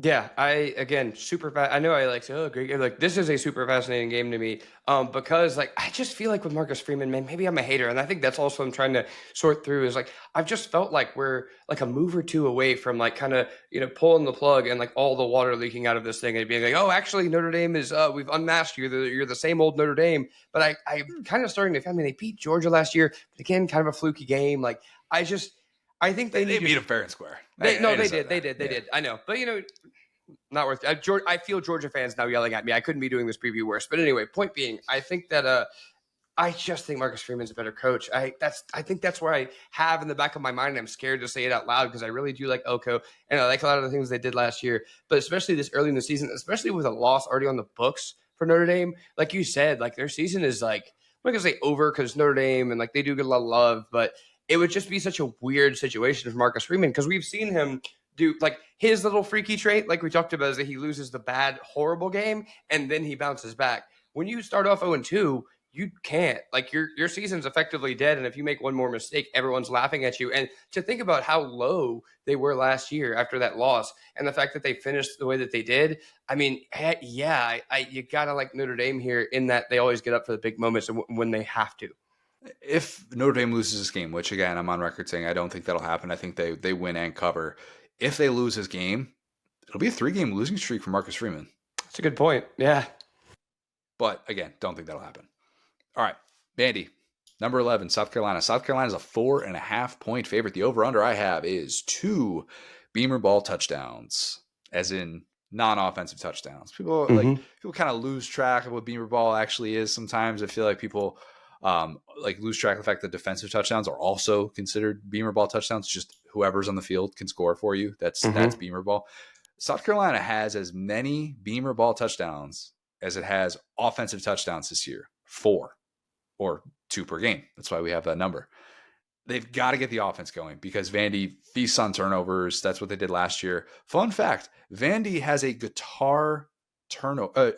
turnover guitar. I thought we left all that stuff in the past. In the 2010s? I feel like the turnover props are a little bit overdone. To be fair, when you're the program that's just now deciding you want to take football seriously, they got a lot of catching up to do. You're right. Wait till they hear about the 4s in the fourth quarter that you hold up. That'll blow their minds. To Vandy's credit, they have done a really good job of being able to thrive in those spots. I think last year, they finished first in FBS in turnover margin. They know they have to win a battle like that. And by the way, that's a Nashville thing. I don't know. When I first saw that, I'm like, turnover guitar? What? That doesn't make Nashville. Yeah. That's it. But see, what they should have done is gone full bore and go turnover fiddle. Okay, you get a little bit of like a jig going. You got the fiddle going. Now I'm back in. Okay, I've got a take about the fiddle. Okay. Tell me I'm crazy. Okay. Tell me I'm crazy. Anything the saxophone can do, the fiddle can do better. Anything. Okay. Put in a fiddle solo instead of a saxophone solo for any song that's ever been created, and that song is upgraded. I'm gonna have to take that one to the polls here. I'm gonna have to like run some tests on that. I'll get back to you. Okay, I got you. I think with our demo, that take will be received well. I don't think with all demos that take would be received well. The obvious answer is sax, man. You think you could do that on a fiddle? Yeah, you can do anything on a fiddle. Okay, that's the one I'm gonna test. Yeah. Anyway, continue. Yeah. So South Carolina's offense, we hit on this a lot in the offseason, and this season has kind of played out as we expected with the Mike Shula takeover and knowing that there's going to be a little bit of trial and error early on. And it's been such a weird start to the season for South Carolina to be able to open on a Sunday, and then you get an FCS team, you're on short rest, you have a long weather delay. Just weird first couple of weeks for South Carolina. This is a little bit more mainstream, the type of game that they can have normal prep for. You've got a home night game against a Vanderbilt team that you blew out last year. You went into their place and you blew them out, yet you're only a 4.5 point favorite for this one at Williams-Brice. Diego Pavia said on Bussin' with the Boys in the offseason that South Carolina was the game he's got circled on his calendar. That's the one that he was looking forward to. I don't blame him, because that dude played with basically everyone last year outside of South Carolina and Tennessee, both of whom were essentially called out in that interview. Like, we're going to run Tennessee. South Carolina's a game that I'm looking forward to. Like, that's the way that he operates, right? Like, they wronged him. They have his number at this point. This game means a ton to him because he just was so rarely silenced last year. And even this year, he hasn't really been silenced yet after what he did at Virginia Tech. I find myself going back and forth with this because like, last year's game in Nashville, we know that Pavia was banged up. We also know it was a much different South Carolina defense. Now, still being led by Clayton White, so schematically it should be really, really similar. They look like they've been able to replace some of those guys very, very well. We're going to find out in a game like this. I'll say that Pavia is going to be better in this game than he was last year. Maybe the Vandy defense is going to be better too. But I think this is one of those games in which Willie B is just rocking from the jump. And it's 14-0 before fans have even stopped singing Sandstorm. Like, that could very well be in play. And I think the South Carolina ground game does a lot of the heavy lifting in this one. It's not necessarily a vintage Sellers game, but Oscar Attaway III, man, he's been showing some really nice promise early in the season, kind of as Rasul Faison, the late deciding running back from via the NCAA. He's going to take a little bit of time to get going, but I think this ground game is going to have one of those performances in which you're like, oh, they can actually win a meaningful SEC football game with this being the strength. So I think he's going to be the difference, Attaway, in this game. And I think that the offense is able to finish some drives. So I'm going to go with South Carolina to win this 31-21. I'm actually going to flip that. I like Vandy here. Everybody likes Vandy, Will. Like, yeah. You're in the majority. I think I'm in the minority, and that's why this spread has come down. I think this spread was at like 5.5 or 6 or something like that, but it's continuing to come down. Yeah, I think that it's so I agree with you and see what you were saying about like the disjointed nature of their season. I would argue that this is like the Shane Beamer experience where it's like, okay, you open up against VTech, you get a special teams touchdown in front of your dad and everything, and then you get this weird like HBCU that you're like yelling at your players at halftime, and you come back. Like, this is very much the South Carolina experience, and in this last couple of years, that's been a good thing. You know, that they have played with emotion, they've had that fire in their bellies. Like, that can be a good thing. I still need to see it a little bit. I mean, hey, if you're a Nick Harbor appreciator like me, it would be great that he's leading the team in receiving yards. Problem is, he has 3 catches, right? They have not been able to spread the ball around very effectively. And it's not like Vandy has been some world-beating defense. We talked about CJ Hurd, the Sea Snake. I'm just going to keep saying that every time I talk about Vandy. It's a great nickname. So cool, and I wish everybody would cool. just Google him right now. But the way that they beat Virginia Tech was effectively by leaning on them and making them make mistakes. And I think that that's kind of how you beat South Carolina, is that you just stay in the game. I know Williams-Brice, I know Sandstorm. Again, trust me, an LSU fan, that stadium can get really scary, even if they make you play in the broad daylight, which was unfair to them last year, I feel like, in the LSU game. But yeah, night game matters a lot. But I think that, to your point, like, this game matters a ton to Diego Pavia. You know, it's kind of like, to use another F1 metaphor, but it's like when you're kind of in the midfield of the SEC, these games are the most important, right? Because you can't beat Alabama every year. You know, you can't, and one of these teams did, and the other nearly did last year, right? But you can't count on those games as wins. You have to kind of mentally be like, we're going to have a couple of SEC losses, and a game like this for either team could be the difference between them making a New Year's Six Bowl, or, you know, in South Carolina's case last year, having a playoff chance, right? And so that being said, I think that the, like, it is good sometimes to really see real competition in the first couple of weeks. I think that in South Carolina's case, you would have almost rather this season for them to play an AI team like the LIU Sharks, to where the receivers and quarterback could get on the same page and they could kind of get the momentum going. Because the way that they beat Virginia Tech, I don't really think you could replicate that every game. You know, I know Beamer Bowl is a big deal. I get all that. But it's not like Vandy takes a ton of downfield chances. It's not like they're super careless with the football. They are also kind of a lean forward and like fall forward and lean on you style of offense. And I know, Dylan Stewart's awesome. I get all that. I know the ground game has been kind of multifaceted. Lenoris as a rusher hasn't been anything awesome this year. Maybe we see. I think he had moments against Virginia Tech. He had moments. But to that point though, like they've had. We talked about Rasul Faison and Attaway. It's, I guess, a three-headed rushing attack in the sense that we thought it would be like maybe 1-1A between Rasul and Sellers. And so now it's kind of like, where is the ball going, which could be good. That's a bit of what Vandy did last year. I do think we see a better rushing performance out of Sellers in this game. And I think it'll be a close game. But like I said, in that second half, I just look at what Vandy has been able to do, and that they get better and they start leaning and they start to push and they really believe in themselves. I look at South Carolina and it's like, hey, again, if you see a defensive score, if you see a special team score, they're right in there. Like the boys are getting rowdy. Like we've seen that so many times under Beamer to the point where we could almost count on it. But it's so hard to predict their games because you just never know when those scores are going to happen. And I think they'll need one in this one. The spread is low, not just because of Pavia. Vandy showed a lot defensively last week. Their defense was awesome. Yeah, especially this was really good. I was impressed with the things that they were doing on the stretch, second half of that game, and that there are going to be a lot of people that assume that Vandy can only win one style, and I think that might be a little bit different this year. Doesn't mean that they're all of a sudden going to win 8 games, but I do think that they're capable of playing in a different type of game, and maybe they're capable of playing a shootout too.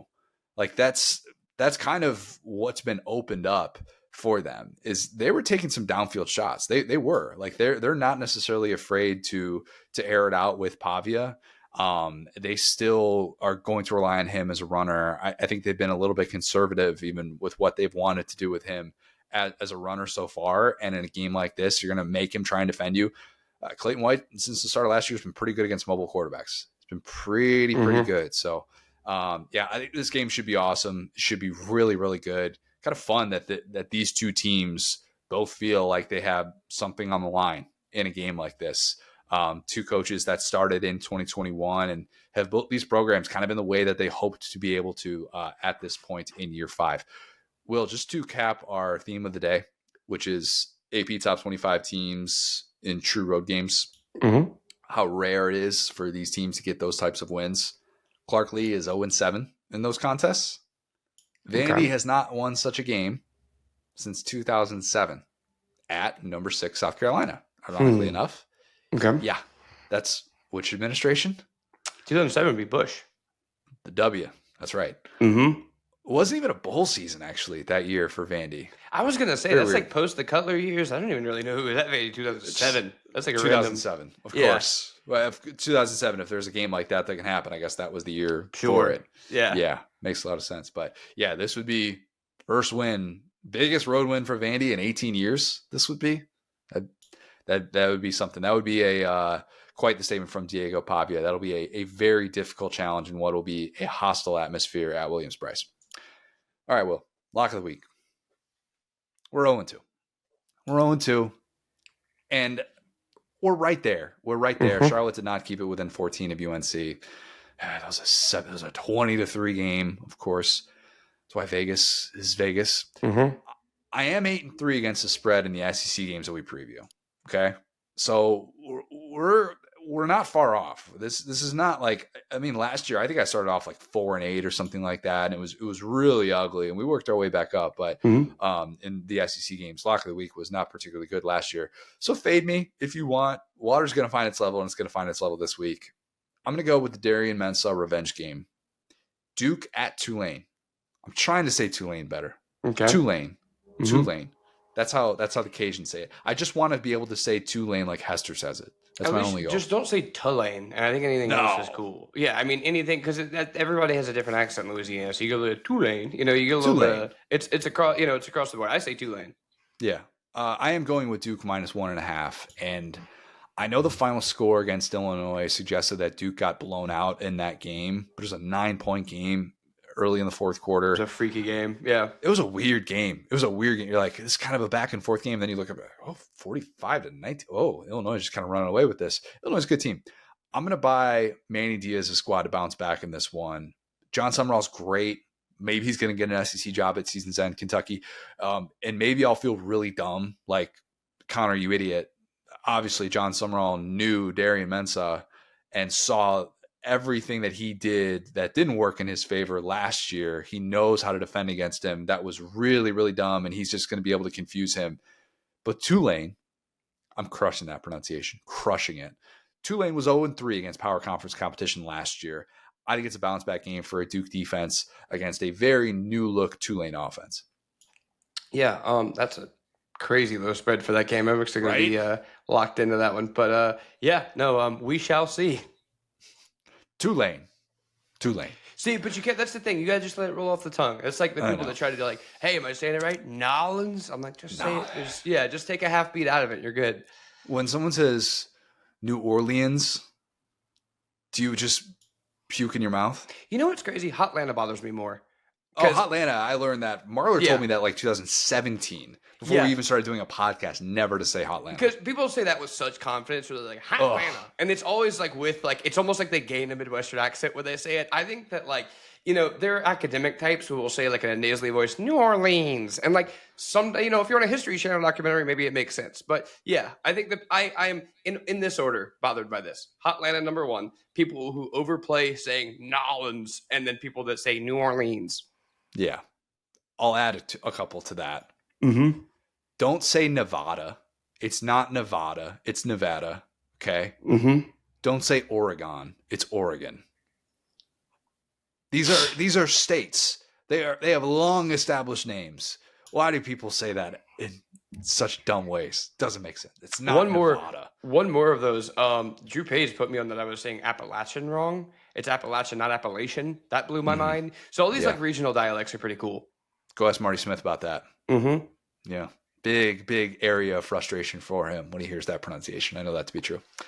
All right, let's kick it to our guy, Neil Blackmon. Great stuff from Neil. Very well connected at Florida, so always value his opinion greatly on all things. Billy Napier, who, let's just say he's had himself an interesting last few days, and then we got into top 10 SEC players, which he puts out every single week for Started Down South. So here is Neil Blackmon. Now excited to be joined by a very special guest. It is our own Neil Blackmon.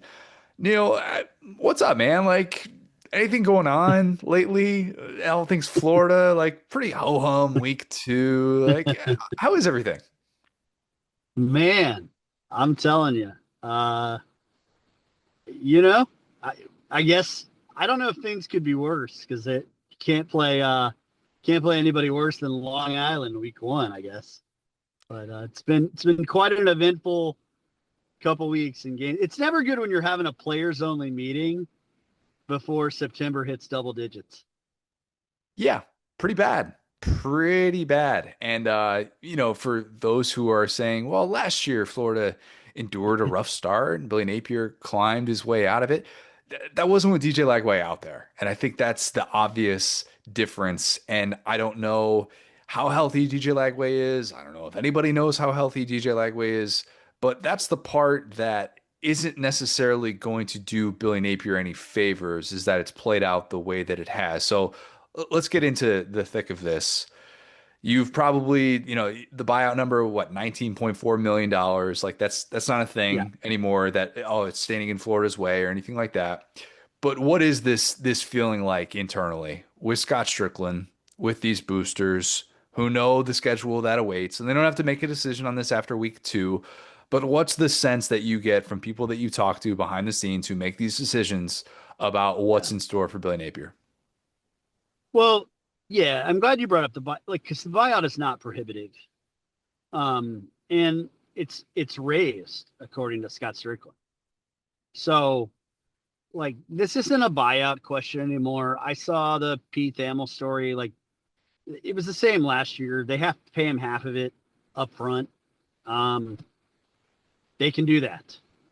I think the best, if you're a Florida fan, like the best thing for you to know right now isn't that basketball season starts November 3rd. It's that, like, you're going to get your answer no matter what in the next month. Like, the schedule is going to answer the question for you, which is great.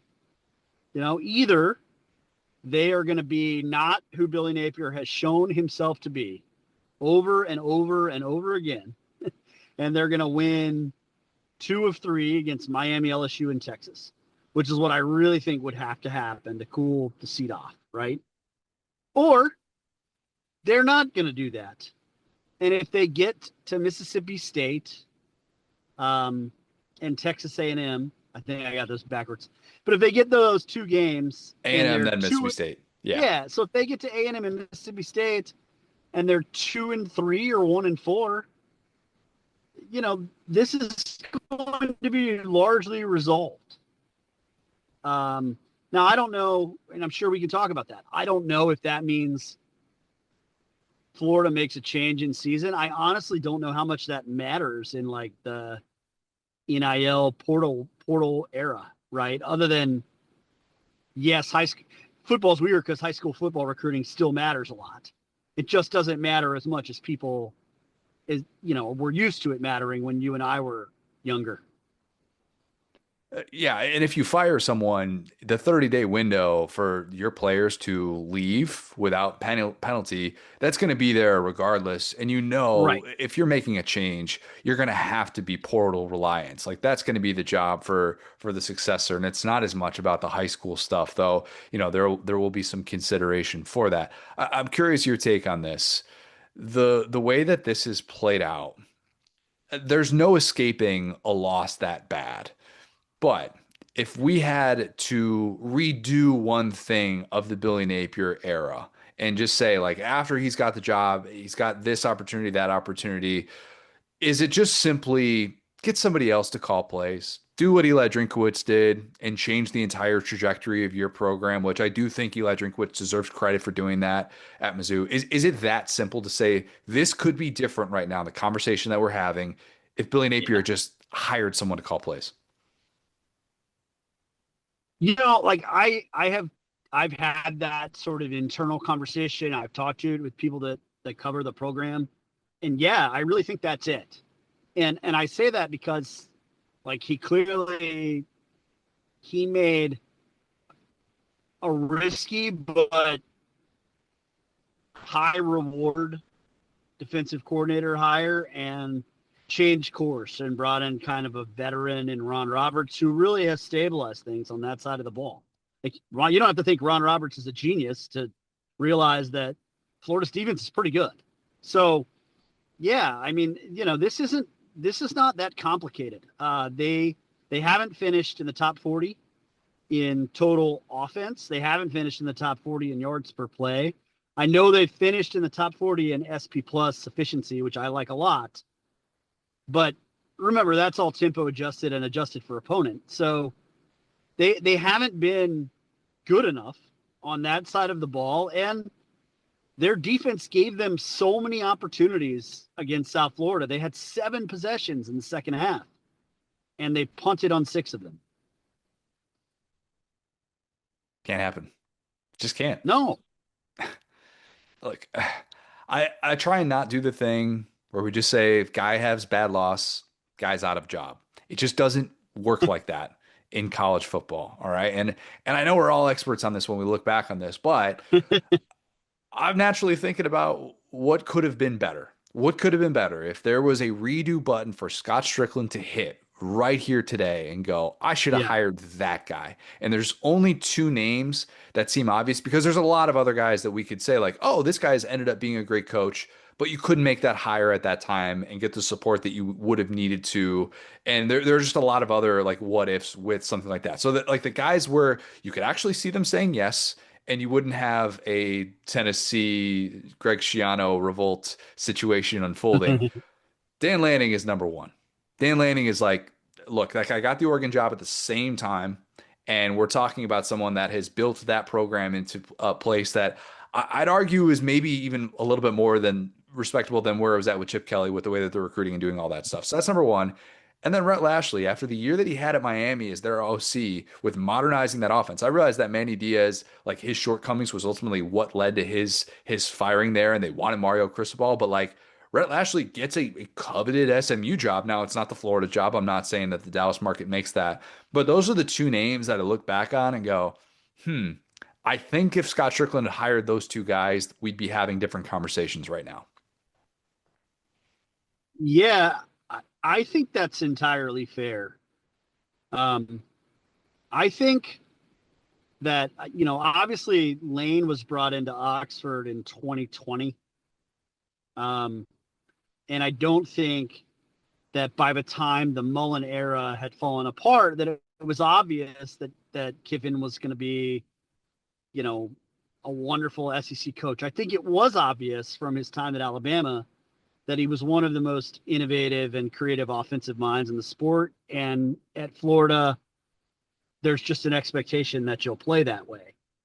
So I do think that would maybe be the only one I would add is like, I'm not sure how terribly difficult at that point in time it would have been for Scott Strickland to take a chance on Lane Kiffin.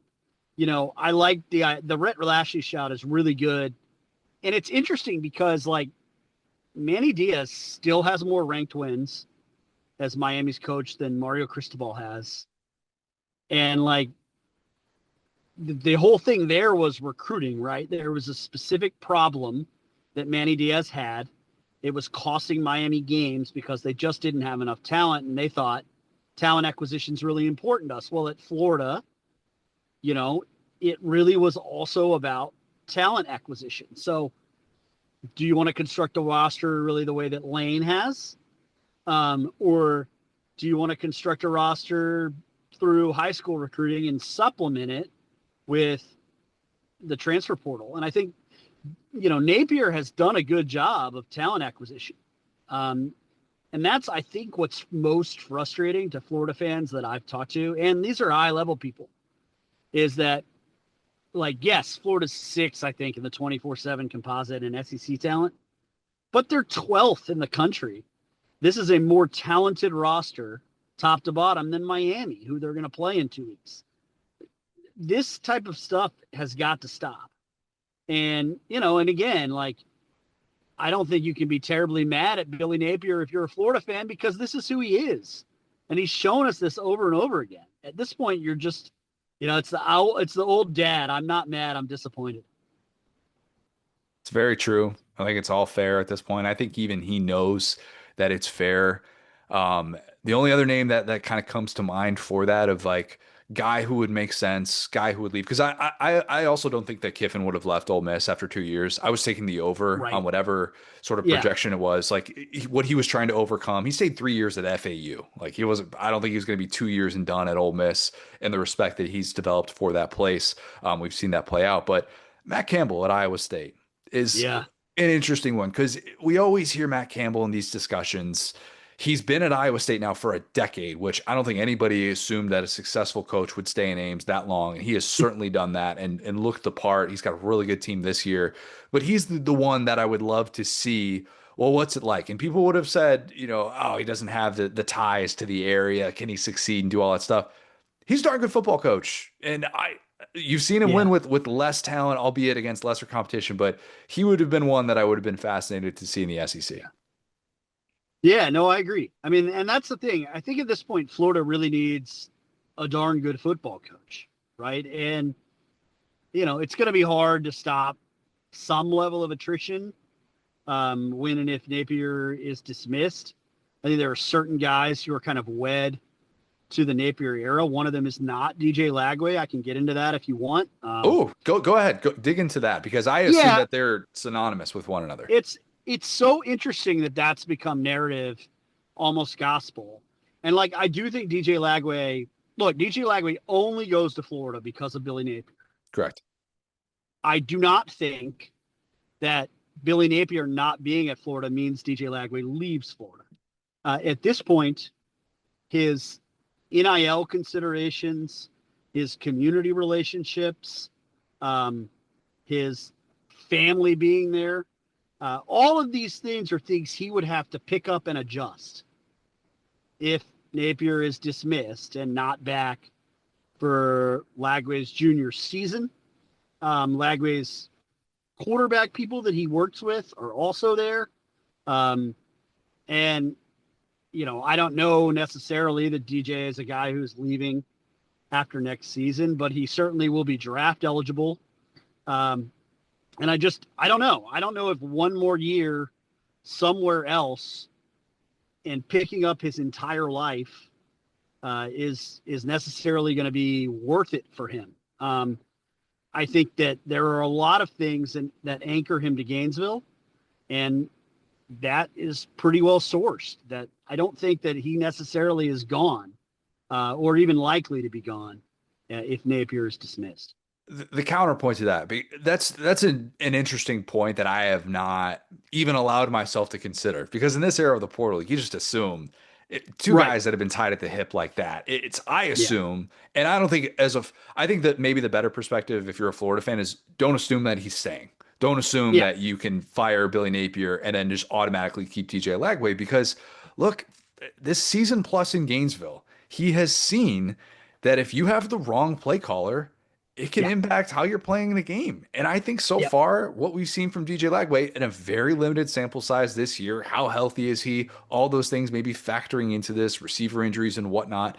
But he's seen this play out where scheme has not done him any favors. And if you're going to Right. sit here and just assume that whoever they bring in to call plays next year is going to have your best interests at heart, then that might be a tough thing for him to have to just blindly accept, even though all of those things are in Gainesville and he could be anchored to Gainesville. But moving is the single worst thing that we as human beings do on a regular basis. Yeah. No, I like the way that you put that. Like, I think that one interesting thing, like, and let me give you the candidate that I think is at the top of Scott Strickland's list right now. Every athletic director has their little list, and it's in a drawer, and they deny that it exists. But it definitely exists. And the sourced one at Florida is Brent Key. Mm. And the assumption is that Buster Faulkner will stay and take the Georgia Tech job. And if Buster Faulkner does stay and take the Georgia Tech job, then Brent Key will need an offensive coordinator. And I think so in that scenario, I don't think DJ Lagway would have anything necessarily against playing for Brent Key, right? And there's plenty of things that would keep him in Gainesville as long as there was a relationship that could be quickly developed there. The question would be, to your point, like, okay, who's he bringing in with him? Now, maybe Buster Faulkner doesn't get the Georgia Tech job and then they just kind of move the staff down, but just trying to play the dominoes out in your head. If that were the hire at Florida, a hire that I think would make a ton of sense, given Key's connections to the state, his role as recruiting coordinator at UCF, and also the fact that he's just not afraid of Kirby Smart, and nor is he wed to Kirby Smart or the Alabama staff or any of those things necessarily that make you a little skeptical of, say, a Glenn Schumann or someone like that, who I think is in line for one of these opportunities. But, Florida has gone to the Georgia alum Kirby Smart colleague well a couple times now, and it's not been great. Neil, they've gone everywhere. So I They've don't gone know if they everywhere. I don't know if they do it again. Well, they really have. They have the one, I guess what you would say is the one thing they haven't done is hire like the huge splash name. Obviously LSU hired Brian Kelly, Florida hired Billy Napier, but like it's revisionist to suggest that Napier wasn't a hot name. I mean, what was he, 43-9 or whatever at Louisiana with 2 conference championships. I mean, this was a coveted head coach. I thought he was going to get the South Carolina job before Beamer did. Yeah. And so this was somebody that was definitely discussed in SEC circles. It was not an out of the box hire or anything like that. But yeah, I continue to believe that kind of what we were talking about last year. It's going to be someone that's got that FBS head coaching experience. I'd be surprised if they went the coordinator route, as much as I love some of these up and coming coordinators.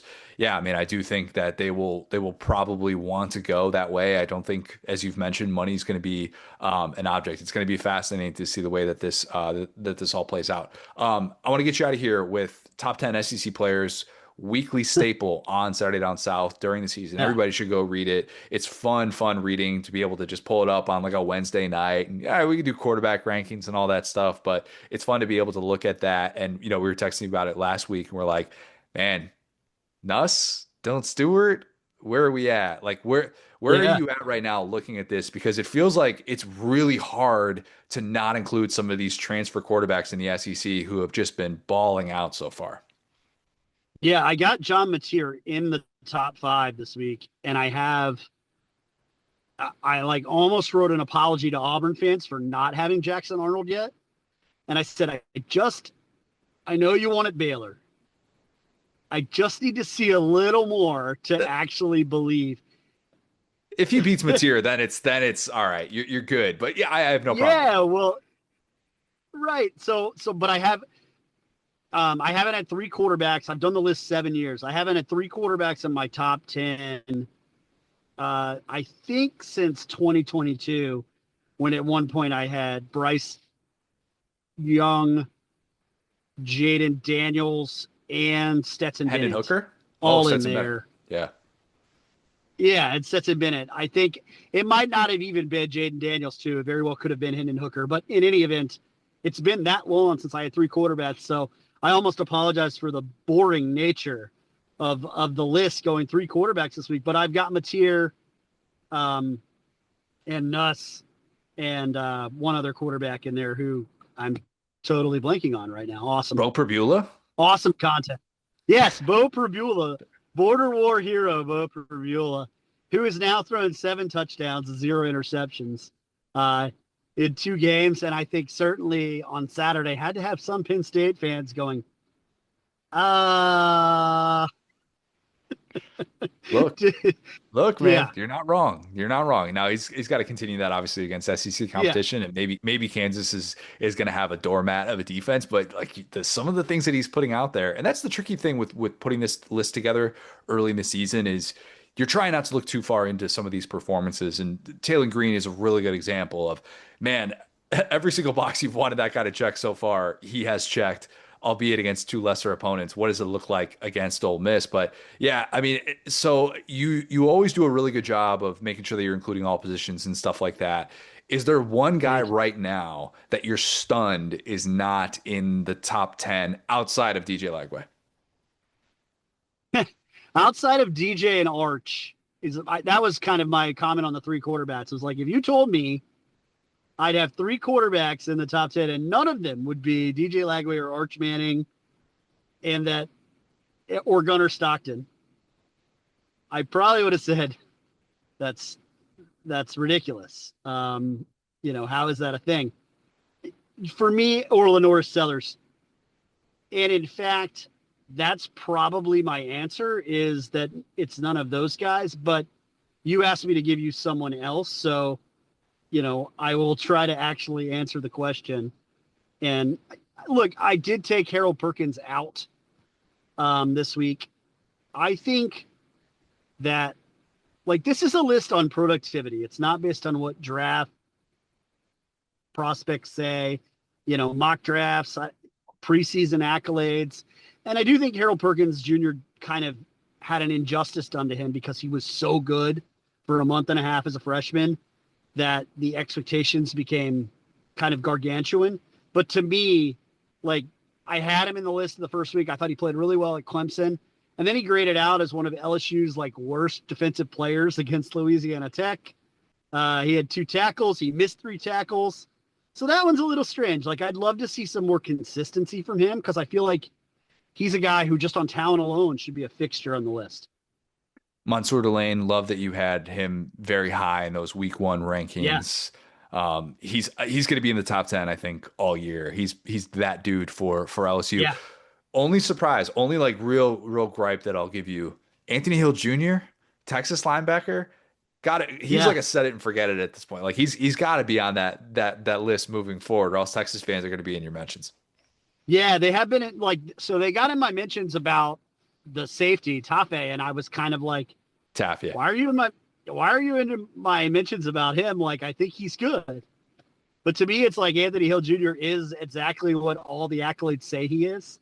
But so the way I justified it this week with Alex Safari Jr. staying in is, it's just like, how do I ignore the production? I mean, they had Austin Simmons in a blender. I saw you tweeting about it. I saw various people talking about how, like, it's almost criminal that Kentucky didn't win that game the way that their defense played. But here we are.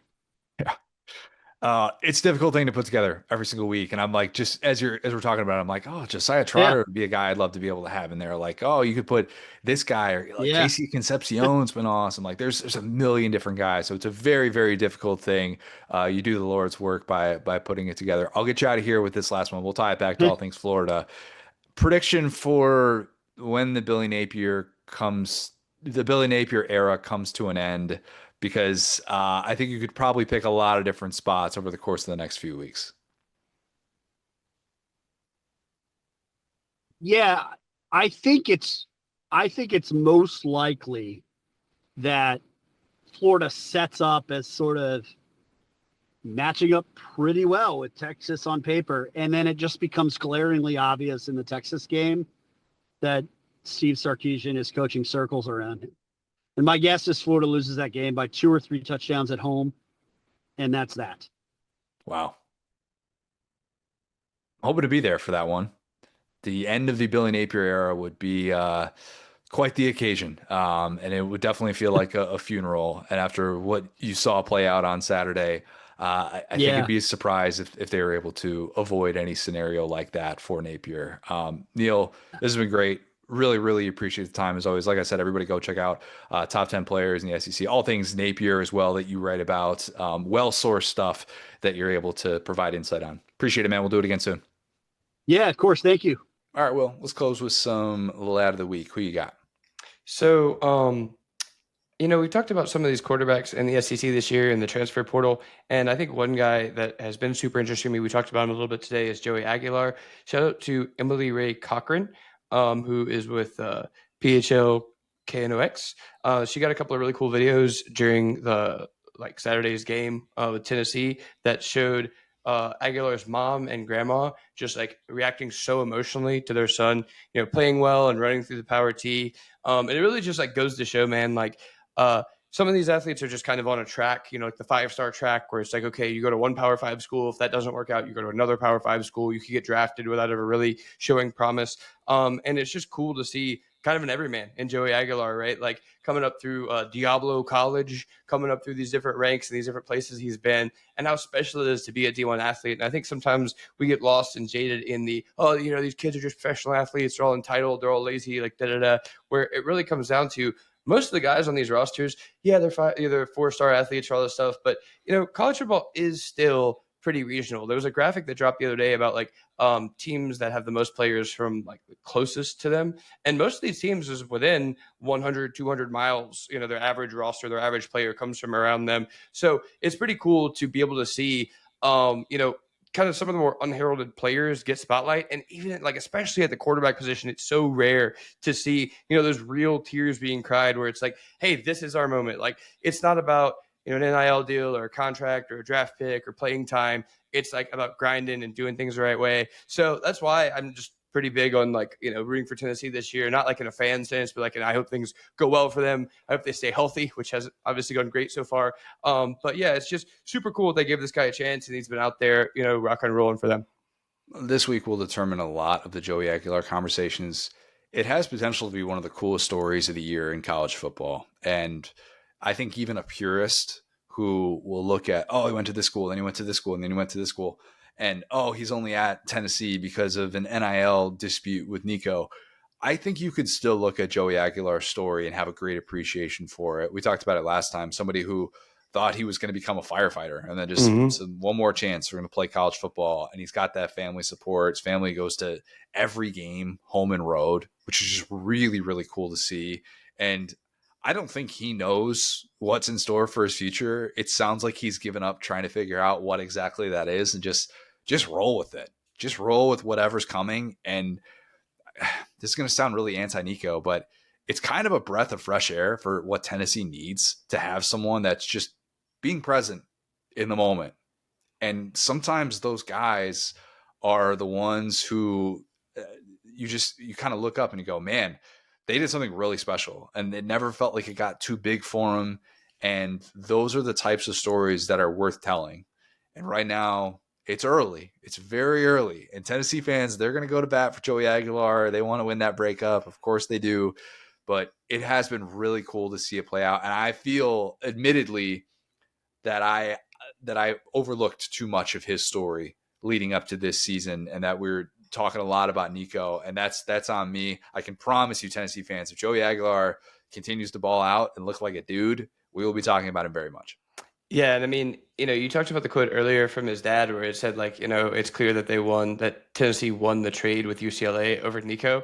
And it's kind of funny because I'm sure, like, from like a Georgia fan's perspective, they're probably only hearing that quote, and that sounds a little bit negative or it sounds a little bit cocky. But in reality, I think that just kind of drives home that point where it's like everyone is just so amazed. Like, look, heaven forbid I, would ever have that level of success. I'm sure my mom would have had a recurring segment on the Feinbaum show and just been calling out other SEC players. So like, that's the thing when you have like a family that hasn't been coached from the beginning, the way some of these guys have, it's pretty cool to watch. Okay, dad's out there kind of talking mess. Mom and grandma are on the sidelines crying. Like, I think it all fits together versus like the guy coming off as a little bit cocky. And like I said, his play style is he leaves it all out there on the field. And I think if you're at Tennessee, that's exactly what you need for 2 whole seasons. It's got to be a breath of fresh air.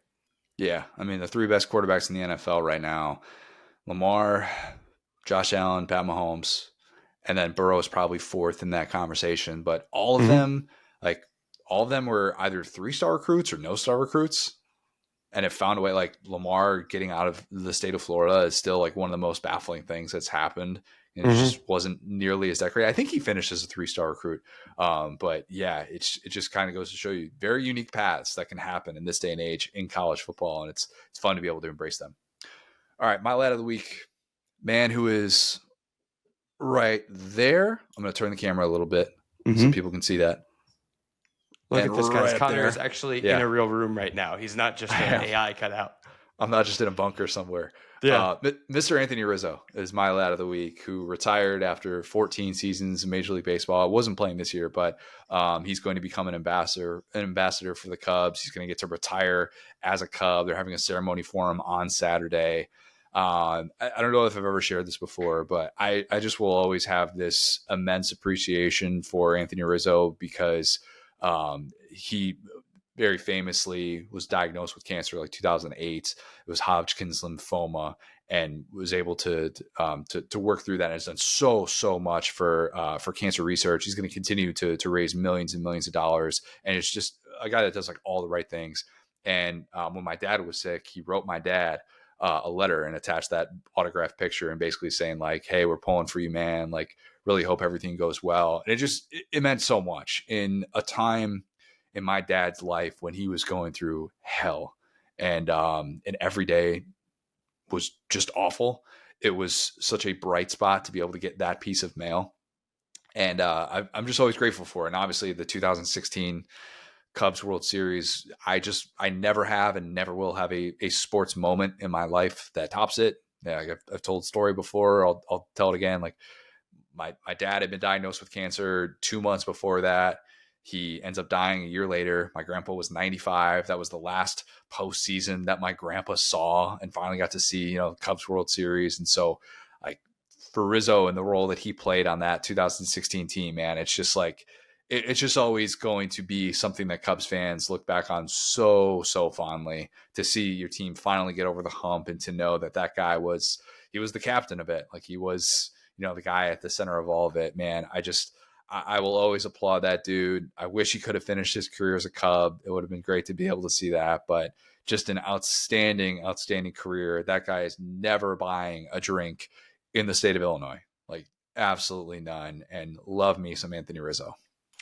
Yeah, I feel like Cubs fans have been so fortunate to have like so many of these great ambassadors of the brand, and like Rizzo, to your point. I mean, there were like obviously a lot of great dudes on that team, not to just fully single him out, but it's so crazy to think like how synonymous he was. And it's kind of like the Mr. Do Everything. It's like, okay, I got the poster, I got this, I got that. Oh, and then like my dad goes through something and he sent me some like mail. And it's just cool that like those guys, when those guys do live up to your expectation of them, because we set such lofty expectations of our heroes in sports. And that's something that, from your childhood as a Cubs fan, probably still stays sacred. Like you've never like, I know you worked with the Hall of Fame, but like, it's not like you've covered Major League Baseball. It's not like it's become part of your job. So still having that attachment and being like, oh man, like this is a hero. This is a guy that I could say from my youth that I was able to follow and he lived up to it is so freaking cool, man.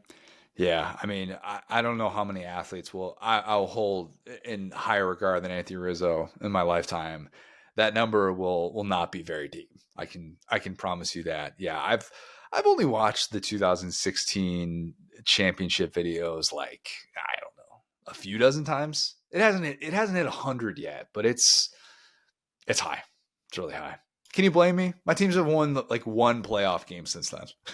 No, that is a very shades so of me getting like a 4-hour tattoo and just watching every Joe Burrow condensed game from 2019. Dude, being like, is this hurt? You've never gotten a tattoo before? I'm like, I'm doing great right now, man. Buddy, I'm living the dream. Oh, good. Even though those games were like torture to look back on, you're like, yeah, nothing but fond memories. I know how this one is. This is crazy. It's like watching The Office or something. It's like, you're not going to believe this joke that's about to happen. Watch this Tua fumble. This is great.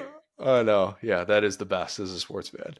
All right, week 3 slate. It's going to be so great. I am fired up for Saturday. Please, like I said, leave us a 5-star review. Subscribe to our YouTube channel, Saturday Down South on YouTube. We have all these individual game breakdowns. We have our interviews.